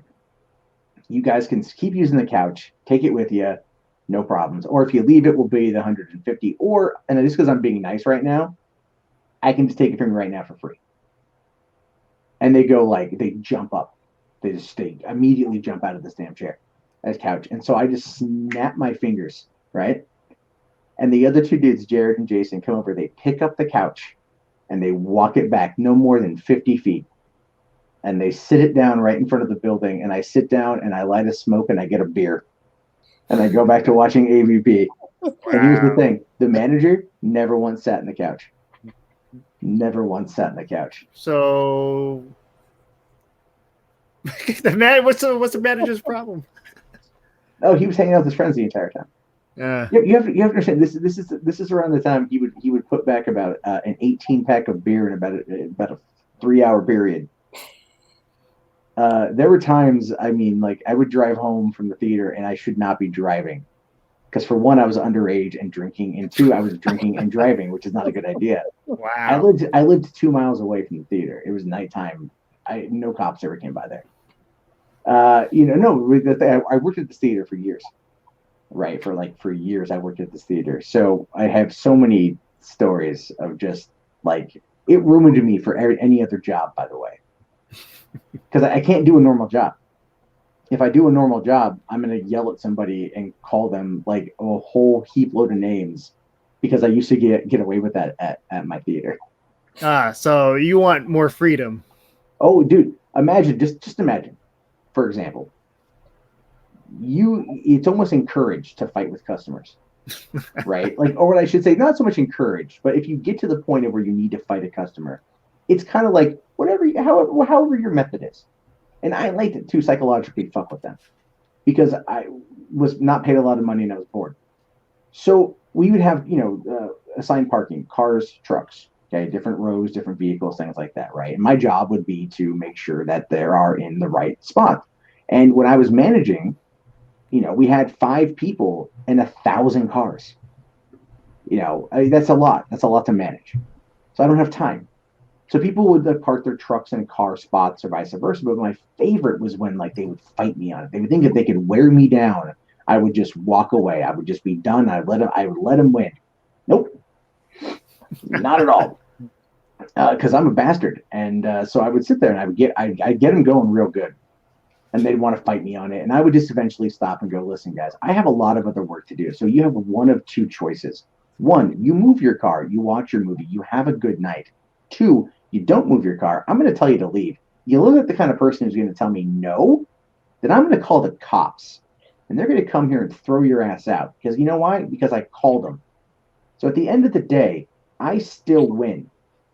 But the question I want you to ask yourself right now, and I'd get real close and I would squint my eyes and look them dead in the soul. I would put on this face and I would just go, the real question is, how much fun do I get to have? And if I could nail that last line real well, and I was usually really good in that moment, they would just go, oh, fuck, fine. Because they're like, they wanted to fight me on this and I would just not let them fight me. I would tell them this is what's going to happen. And oftentimes, if they would just accept my help in the beginning, I would go find them a better spot. Mm-hmm. I would hold the spot for them. I would do something. I'd make it worth their while. As long as you're cool about it. Yeah, you're cool. It's just be cool, man. And then they want to get indignant. My favorite ones were the ones that were drunk in front of their children before the movie even started. Because they were always they would use their children as shields, They would hold up their kids like they're Syrian refugees trying to, they would just do all that. And it would just be bad. Yeah, it'd be pretty bad. Cause I had to basically look at the kids and the kids would be all upset. Like they're not going to watch their movie, but it's because their parents are assholes. Yeah. Holy shit, man. That was the longest fucking story ever. Lord Oh, of I the got Rings. more. Welcome I to the got more. drive-in. I got more, man. I got 10 years. I liked it. Wow. Does Yeah, the I like- drive-in still exist It does. It does. in San Diego? Is that where it was at? Drive-In. Yep, Santee Drive-In still exists. There's two of them. There's two of them in San Diego. Yeah. I always tell Damn. people if you're going to San Diego, go out to the Santee Drive-In. Check it out. I think what are they showing? I think they're showing Joker. They were showing Joker, and I forget what they were showing. You know what they should show? What was that? The movie, the Scary Stories to Tell in the Dark, because that one featured a drive-in sequence. Yeah. So what do they got right now? They've got Maleficent playing on Friday with Lion King. That's their lineup for that side, and then it's going to be the Addams Family playing with Joker. Great combo. I'm not. Sometimes that would happen because sometimes that would just happen. Shoot, what was I gonna say? What were you gonna say? Forgot. I have I this. was gonna say, I'm gonna have to jump off in about. Oh, come on. Dude, I have a conference at. This guy makes up so much stuff. Look at him. It's like I gotta get to sleep. I gotta get up. You look tired, man. Yeah. Sorry, I talked. All right. So. No, nothing wrong with you, Matt. I love the conversation, but we've been on already about for 3 hours, and it's already going to be 2 a.m. and I have to get up at 7, so I have to jump off, unfortunately. Yep, you're yawning. Yeah, I'm already. You're barely waking up right now. Yeah, and tomorrow I gotta friggin' get back. I have a long day tomorrow, but it'll be a lot easier for me to jump on at midnight tomorrow because I don't have on Saturday for the food. I'm doing the taste. Oh, of Mesa. Oh, we got Mandalorian. So Yeah, mine's at 12 in the afternoon. The night. Are you gonna go to the Mandalorian? No, because I already committed to the Taste of Costa Mesa, and I'm shooting my Amazon show there. the taste of Costa Mesa. Yeah, it's the LA Times. The Taste. They have a bunch of different restaurants that come out, and a bunch of high-end chefs. So it's good food, and people like. That's nice. And I Is need it it's like samples and all that? You get to eat them. Oh man, yeah, I and love I need those. to, and I use this in order to because it's our channel seems to be very male skewed, so we need to get the female audience up, and the food aspect of things really does help in that. So. So there we go. Yeah, you don't want too many guys watching your channel. Exactly. I want to mix it up. Yeah. Although as soon as you said that, was it the Costa Mesa wine mixer? Yeah, the Taste of Costa Mesa. My first thought was the Catalina wine mixer. Oh yeah, that's pretty cool. I've been there to that one too. That's a good one. But no, hey, nice talking with you guys. I wish I could stay here longer, but I got to get ready for tomorrow. Matt, nice talking to you finally. Yeah, Mike. Yeah, and I'll see you later. Ralph Rich is saying that he's never been to a drive-in theater. A drive-in theater, but finally went to eating theater like Studio Grills. Studio Grills, yeah, that's like based in Texas, and I think we're gonna have a location in Glendale or in the Valley area. So I'm excited. Ralph, you from Texas? What city are you in? Let us know. Look at this. We look big. Matt, you dying? No, I'm here. I should be asleep, but I was like, conversation. Thanks, man. Thanks for coming, Matt. I know you had a hard day today at work, so you work in the evenings, and no, I took the night off. Oh, you did? Yeah, because what happened was like a few months ago when I was down in California, one of our cats went missing, and like it's been a few months, so we kind of just assumed the worst. And then this morning, we have an older cat, my girlfriend's cat, that she like put outside at like 5 a.m. and then she didn't come back all day. Like I was like, because I live out. When I say I live in the woods, I mean like there's bears. There's bears like that come cruising my street sometimes. You know, like coyotes and bears and shit. And so, but no, she's back in now. I literally, as I was coming in to jump on, I checked it real quick, and she was actually like on the front porch, and I'm like, "Where have you been for 24 hours?" You butt nugget. So yeah, I could. I have a few ideas. She's old and fixed, so that's pretty cool that you can do all that. Yeah, there's a lot of other features. Can you do a screen share? Screen share. You share your screen? Yeah, can you like bring up like windows and like read an article or something like that? No, but I was thinking that we could have a conversation like offline. What if you use OBS and this? Bam, That's what I was there you saying. go. You pull, but you don't put this live. You have this. Yeah, you have a private. You have a private. You have Screen, a private, and then you pull it, and then you put it on OBS. Or, well, this is kind of dumb, but you could put the feed on Facebook one way and then OBS another. But I think that feature's in here anyways. There is an option where you could pay for, but there's a lot of options here that I don't know what they do. Like, different colors, for example. Check that out. Wow. I can Hold on, switch let the me go colors. Oh. There's this. I don't know what it is. Oh, now he's gone. Uh-oh. What just happened? I think he left, and I think we're live on his channel. He accidentally left, and we're still live? How's that possible? Okay, everyone, this is say crazy. the N-word repeatedly. I heard that. Okay. That's what we. So, what we yeah. call the heated gamer moment. What the hell is this? Okay, so there's a lot of different stuff here that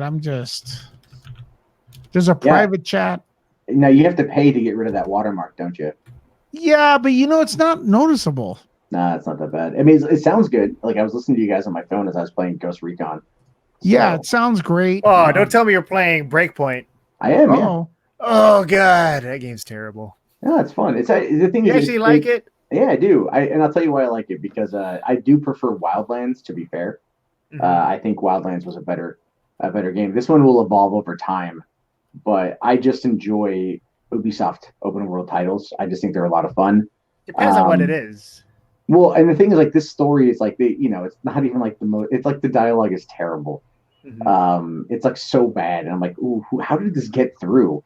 But I just have fun cruising around, and like just taking out the bases and stuff. Because Wildlands is basically just like Wildlands in that regard. The only difference is like you're constantly upgrading your gear, and so there's some management. It's like Division 2. It's like Division 2, yeah, a lot like that. And I was a big Division fan. I haven't played number 2 yet. Oh, Division 2 is fun. Yeah, so this will get there eventually. Especially when they add in the AI bots, because they're going to be bringing the AI characters in. But I do actually just like doing it solo.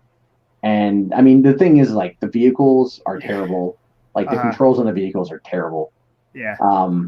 But I think the gunplay is a lot of fun, and I like to if you get harder difficulty, makes it a bit more of a challenge. It's not hard to get wrecked if you go in like in your like guns blazing and you don't pay attention.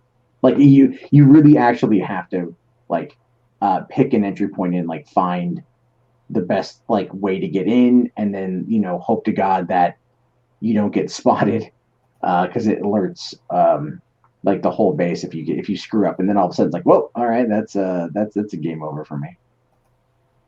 I like it. I like it. Yeah, I can get past the beta. It's just the beta was difficult. The game's a lot better. It is. But the beta is kind of recent. Like it came out like just a few weeks before the actual game comes out. So how much of a change can they make? The beta, they were doing that more as a stress test than anything else. When they do that, because the thing I don't like about it is the always online. That makes no sense, because it's like if you are the story, you're a ghost, you're shot down in this island, this archipelago, and like you're kind of on your own. That's the whole point.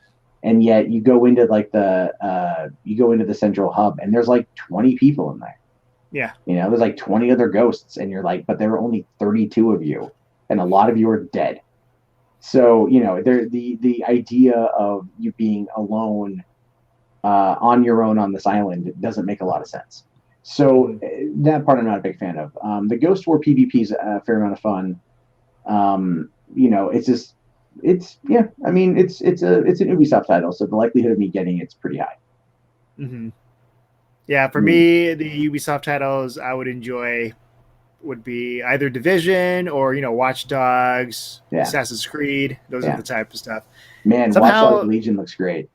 Yeah, I had a chance to play a little bit of that during E3, and it's nuts. Like the stuff you can do, where you can. Oh, cool! You can play as any character that you see I'm like, that is crazy. That's insane. How can you do that? So I decided to just choose like a random character, and lo and behold, you can have that character, you can play as that character, and there's like a lot of dialogue for it. So that game, there's a lot of stuff. I think Hopefully, it there's, isn't overpromised like Peter Molyneux. no, I think with this one there's like 20 different like character. I think there's like upwards like 20 different characters that have dialogue. Like they might add more from what I read, but it looks pretty cool.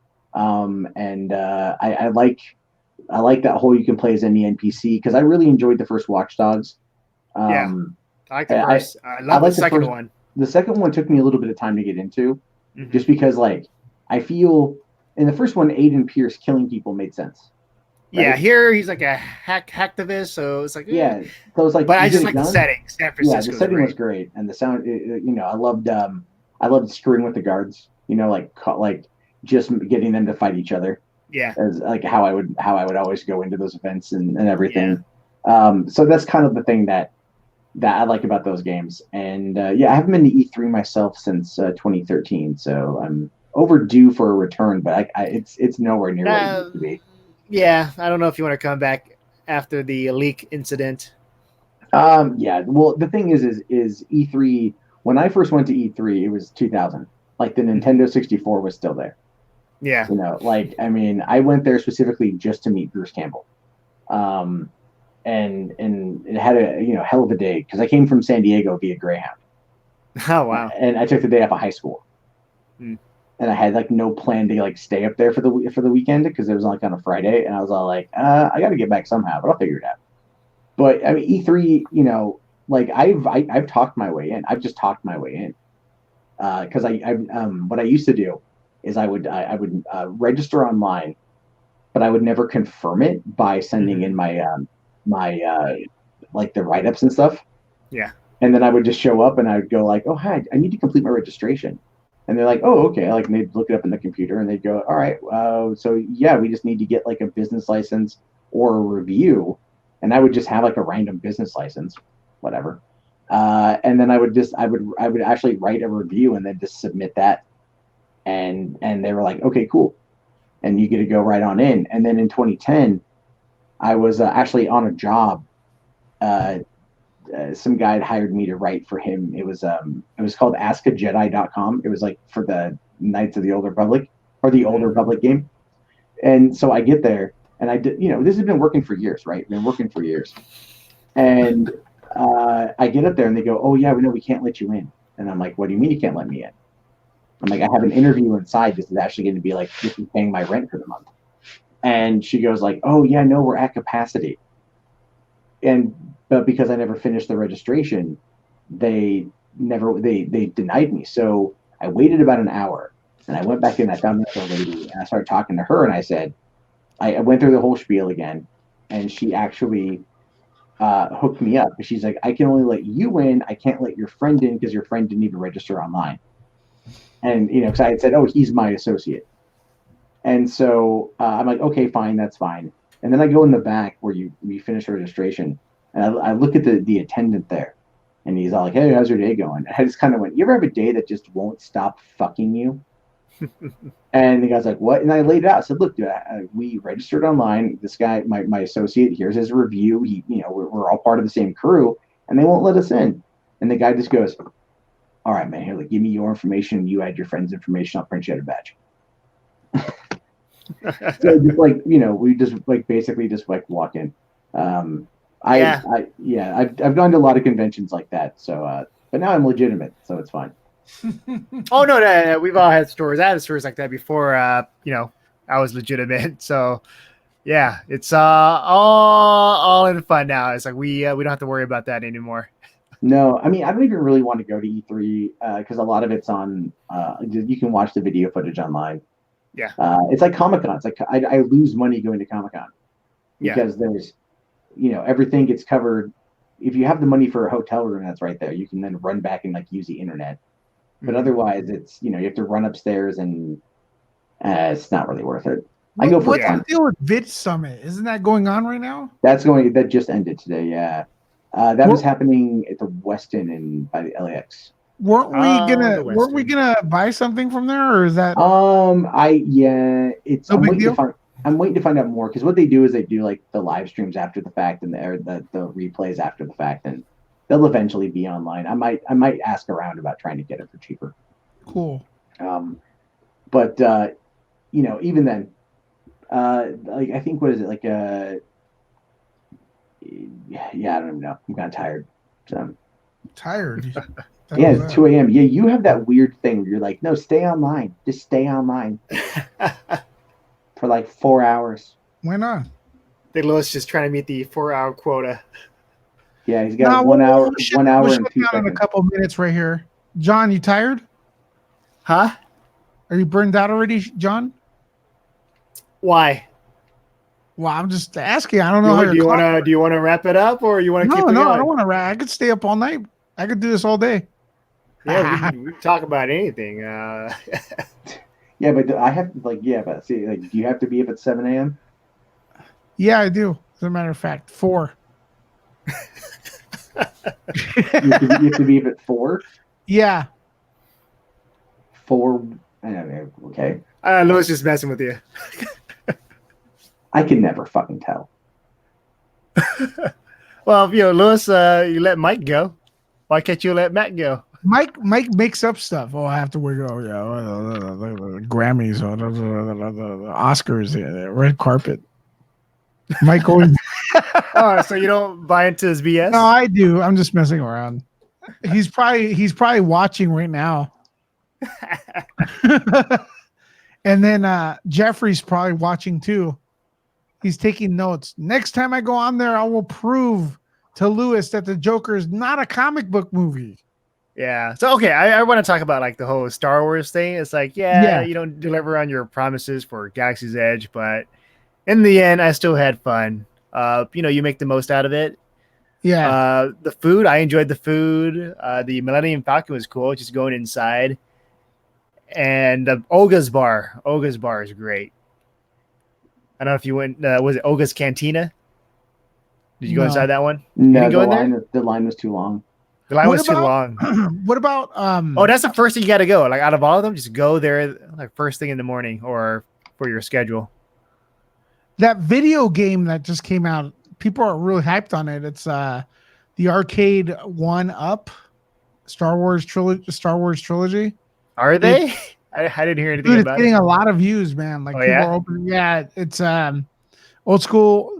Back in the day, Atari made that. It was part of the arcade, so they made a 3/4 size, and they sell it at Walmart for $500. And people are liking it, but I don't know. Know Everyone what? likes it, but $500, man. $500. You know what I want to get that just came out? The Street Fighter arcade. It's not from another company, but it's like a miniature arcade that I Yeah. want. Street Fighter 2. Well, And that game I can play over and over again. the same arcade 1-Up released Ninja Turtles. Did you see that one? Now that's something I want to get. Yeah, but it's not full size. Yeah, That's but it's $500 too. It's actually a 400, Ooh. and it's got 4 people could play.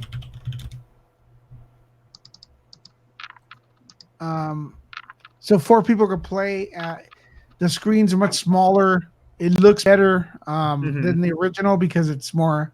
I guess they redefined it. They I don't know if it's high definition or remastered or whatnot. But I just wish they'd have the actual size. At Frank and Son, they actually do have an original arcade of the Ninja Turtles. Yeah. But I don't not know. so- Like if I want to get like a full, like if I don't want to pay a lot for an arcade machine, I'll get like the full cabinet, 1-to-1 scale. Other than the that, problem too, though, if you get the arcade 1-Up, it's $400-$500. You know, $400 for the Ninja Turtles. If you get the real one, it's $2,000. So are you willing to do that? I mean, in those games, you can finish them- or I'll make my own cabinet and then do like some kind of emulator. Yeah, but I'm not that talented. I'll learn it. I'll learn how to do that. Just so You can that do I don't that. have to I'll give you spend the like tools. $2,000. Yeah, give me the tools, man. I'll make it. Seriously? Yeah. You're good with that. I just learn it. I don't know. I'd mess that up. It wouldn't be like the perfect thing, but I'm well, trying they to make sell it them. like They close sell to. those made already for $1,500. Oh, they also sell like those things where you can just buy it on the side, like just the Cabin. not the cabin, but like just the artwork, and then you just make your own stuff, cut it out, and then just stick it on there. Yeah, nothing Yeah. beats an arcade, man. Those are Yeah. the best Yeah. days. Or you just go to the arcades. That's it. There you They go. don't have them. Where are you gonna find it? Street Fighter 2, everywhere. The arcade? The arcade, Street Fighter 2, yeah. They have that at, what was it? The one in downtown LA. Hmm. 2-Bit Circus. 2-Bit Circus. That place is cool. Jeffrey, what do you think? Oh no, wait, he left. Mike, what do you think? Oh no, he's gone. Yeah, I'm gonna take off, guys. I gotta get to bed. All right. Good night, Matt. Good Later, night, Matt. Lewis. Good night. It was good talking to you guys. We'll have to do it again soon. Thanks, bro. Tomorrow I'll be on at midnight. I'll do this at midnight tomorrow. You want to come on at midnight? Yeah, but we'll do it on my channel. Damn, Lewis, you're not even going to do it. Okay, we'll midnight. do it. You Yeah, want to meet at Star your Wars. channel? $3? Star Wars the next Yeah. day. Are you opening the invite to John too? Absolutely. All right. $3 theater midnight. Like, no, fuck him. Jesus, I have to talk to you for 2 hours? No. I talk to you every night anyway. Well, let me know because what I'll do is I'll promote it if you want. Sure. All right. Because I didn't promote the I Later, Ralph. didn't promote this. I wasn't expecting to. I was expecting to be asleep like 2 hours ago. So Well, see, the thing is, I just wanted to try this. I just told John, and we did a test run on the other channel, and just to make sure all the equipment works and stuff. yeah, it's good, man. It's good. John's eating duck. I'm eating this mandatory StreamYard logo until you purchase the membership, and then it'll be gone, and I can't do it anymore. Well, maybe we could do a group purchase where we all pitch in. Because I think you could log in on our channel on one account. How much is it? $5? It's $20, man. But you know what? $20 a month? Yeah, but there's $20 I pay. It starts to accumulate. Yeah, that's not worth it. $20 a month. What's accumulating? It's like $20 here, $5 here. Yeah, $3 this is fine. Look at Yeah, that. I can fine. do this. Yeah. We'll just put you there, dude, so you can lick some duck. I'll just always have you in the far corner. Just gonna lean in like this. So He's you, asleep up you put the Asian guy by the duck in the far east corner, huh? Yeah. That's not slightly racist. You bigot. Everything is racist nowadays, man. Everyone's a little bit racist. Everything. It's true. Anyway, The internet is made for porn. that's a great play. I love that play. All right, I gotta go. I do. All right. I'll ya. see you guys. Okie dokie, man. Also, it's us two now. It's just us two. Let's Yeah. stay for 5 minutes, man. What do you think of this, John? Yeah, that's cool. Look at that. It's still in the top right, so I don't have to worry about that anymore. So now it's just the messing around hour, and we don't really have to be serious. I guess. Yeah, it's always you can always be serious every time, but it's sometimes. John, I do you just mind don't wanna be sharing with the serious. people that you're a good swing dancer? Huh? Do you mind sharing with the people that you're a really good swing dancer? What are you talking about? Is that embarrassing? No, not really. But what are you trying to get at? No, I just wanted to, make because swing music is very popular. I didn't know. Oh yeah. It's I'm messing with this. Earlier we did it so we actually switched. See, I can't get it to do that anymore. Oh, to whoever's talking, and it just shows up that person. No, I got that, but to switch, if you want to go on the other side, Mm-hmm. but I don't know how it happened. Yeah. It was crazy, the Ralph, what you mentioned, one of the commenters, I've never been to a drive-in theater, Studio Grill. So I was wondering if you're referencing the Studio Cinema Grill, because that was, I actually went to Texas. When I went to Texas, I actually checked that place out in Houston. So I'm not sure if it's that's the same chain as the one that's coming out here to LA. So that means they're expanding big time, like a Texas chain. And you know, it's the same thing with Alamo Draft House. They're they originated in Austin, Texas. Have you been to the animal? Yeah. Oh God. Yeah. I was invited to the party and What party? the premiere party for the Alamo Draft House in And you went? LA. I went. It was crazy because each theater, it was like a scavenger hunt. It was an activity. One theater was a comedy bit. The other theater had a magician and then like circus acts, like guys throwing knives. The other theater was showing weird, obscure, like old school vintage retro commercials. And I was like, wow, this was like being a part of an experience back in the day. So it was really cool. Is it? I wonder if I went to the wrong place, but I went to a premiere at the Alamo, right here at downtown LA, and there was no parking, so I left. There was parking. Parking is kind of a bitch, though. Is it inside like a mall? Yeah, it's inside, and you got to go around all the way up to dude, the that place is terrible. It's awful, fourth bro. floor. Yeah. No, yeah, it's awful. So I had to do that because I visited the Nintendo office. Like they had like games showing up for the Switch, so it was right there. So I was like, I didn't even know it was there. So that's like their new offices, and I was like, oh, it's pretty cool. You know what's crazy? The sound here is really good. The sound, you're listening to it. Yeah, like the mics. How about now? Huh? How was that? Yeah, see, the closer you put, what kind of mic do you have? I can show it to you. This is the new one that I'm going to be reviewing. It's the Yeti? Blue Yeti X. Dude, you gotta hook that up, man. How do I get into that? So the Blue Yeti X, huh? It sounds pretty good. Yeah, because what do you have right now? You got the Blue Yeti, right? Right now I'm on the road. I do have a Yeti though. Oh, why don't you use the Yeti? I go, I have this because I have a mix board. But look, Oh yeah. and these mics are supposed to be extremely good. How about now? Do I Sounds good. sound sexy? Perfect. We can do some Ashbeer stuff. ASMR. You know, Matt has real good sound too when you listen to his stuff. Oh yeah. Oh yeah, because he does a lot of the YouTube videos. Yep. Yeah. But yeah, compared to these This is two, Matt Darbo. Welcome I to like- $3 I like- Theater. yeah, I like this one better. Because look at this. I'm talking. You can see if Lights. my voice is spiking. So if it turns red, that means you're going too high. Try And make it spike.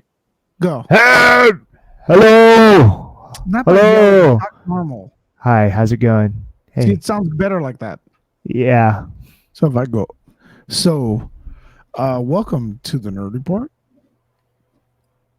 When your mouth is closer to the mic, it's always better. Yeah. So you're gonna retire that Yeti? So you're like, why? Don't you have a Yeti already? No, I'm just asking, dude. I'm not asking to get it. Oh no, not the Yeti X. The Yeti X. Here's a weird thing about gaming. Yeah. The Yeti, if you get the regular one, it works perfectly with your PlayStation. If you get the Pro, it doesn't work with the PlayStation. For the It Yeti. costs more. Yeah, weird, right? Wait. How do you work it with the PlayStation? You can just hook it up. Hook it up. You just hook it up right there to the To the PlayStation. It will work. USB. Yeah, mic? I don't know if the one you have, the new one does that. Mm-hmm. Yeah, but it was terrible. 'Cause Interesting. I paid more to get a better mic, and what I got is less for more. Hmm. But, anyways, but I think we should wind this down. Thank everybody for watching, Yeah. and we'll So probably, okay. yeah. Yeah, last day is like you know how people are doing the collaborating thing. So I feel like some of our guys aren't very adamant about it or as optimistic. And The guys on the guys that were with us today. oh yeah, No, I think we're gonna go on Matt's channel tomorrow, so that's a good thing. we can do that at midnight because we got Star Wars the next morning. I'm gonna go on. If you can't, then it is, but it is. But like I said, I think what guy though? It would be Mike. No, I think they're down. You gotta remember it's late, bro. It's late. Oh, Right compared now. to the other guys when they do it like earlier. It's late right now, and we're kind of like we're night owls. You know what I mean? Uh-huh. So Yeah. So I think Oh, wow. I think it's gonna work. Well, it's 2:16 already. Yeah. All right. Let's Yeah, wrap it's it up. late. So it's hard to be animated for things. Yeah. When it's late. So John, thank you very much for coming on with us. I will talk to you later, brother. All right. See ya. Two nerds out. Latest Nerd Reactor.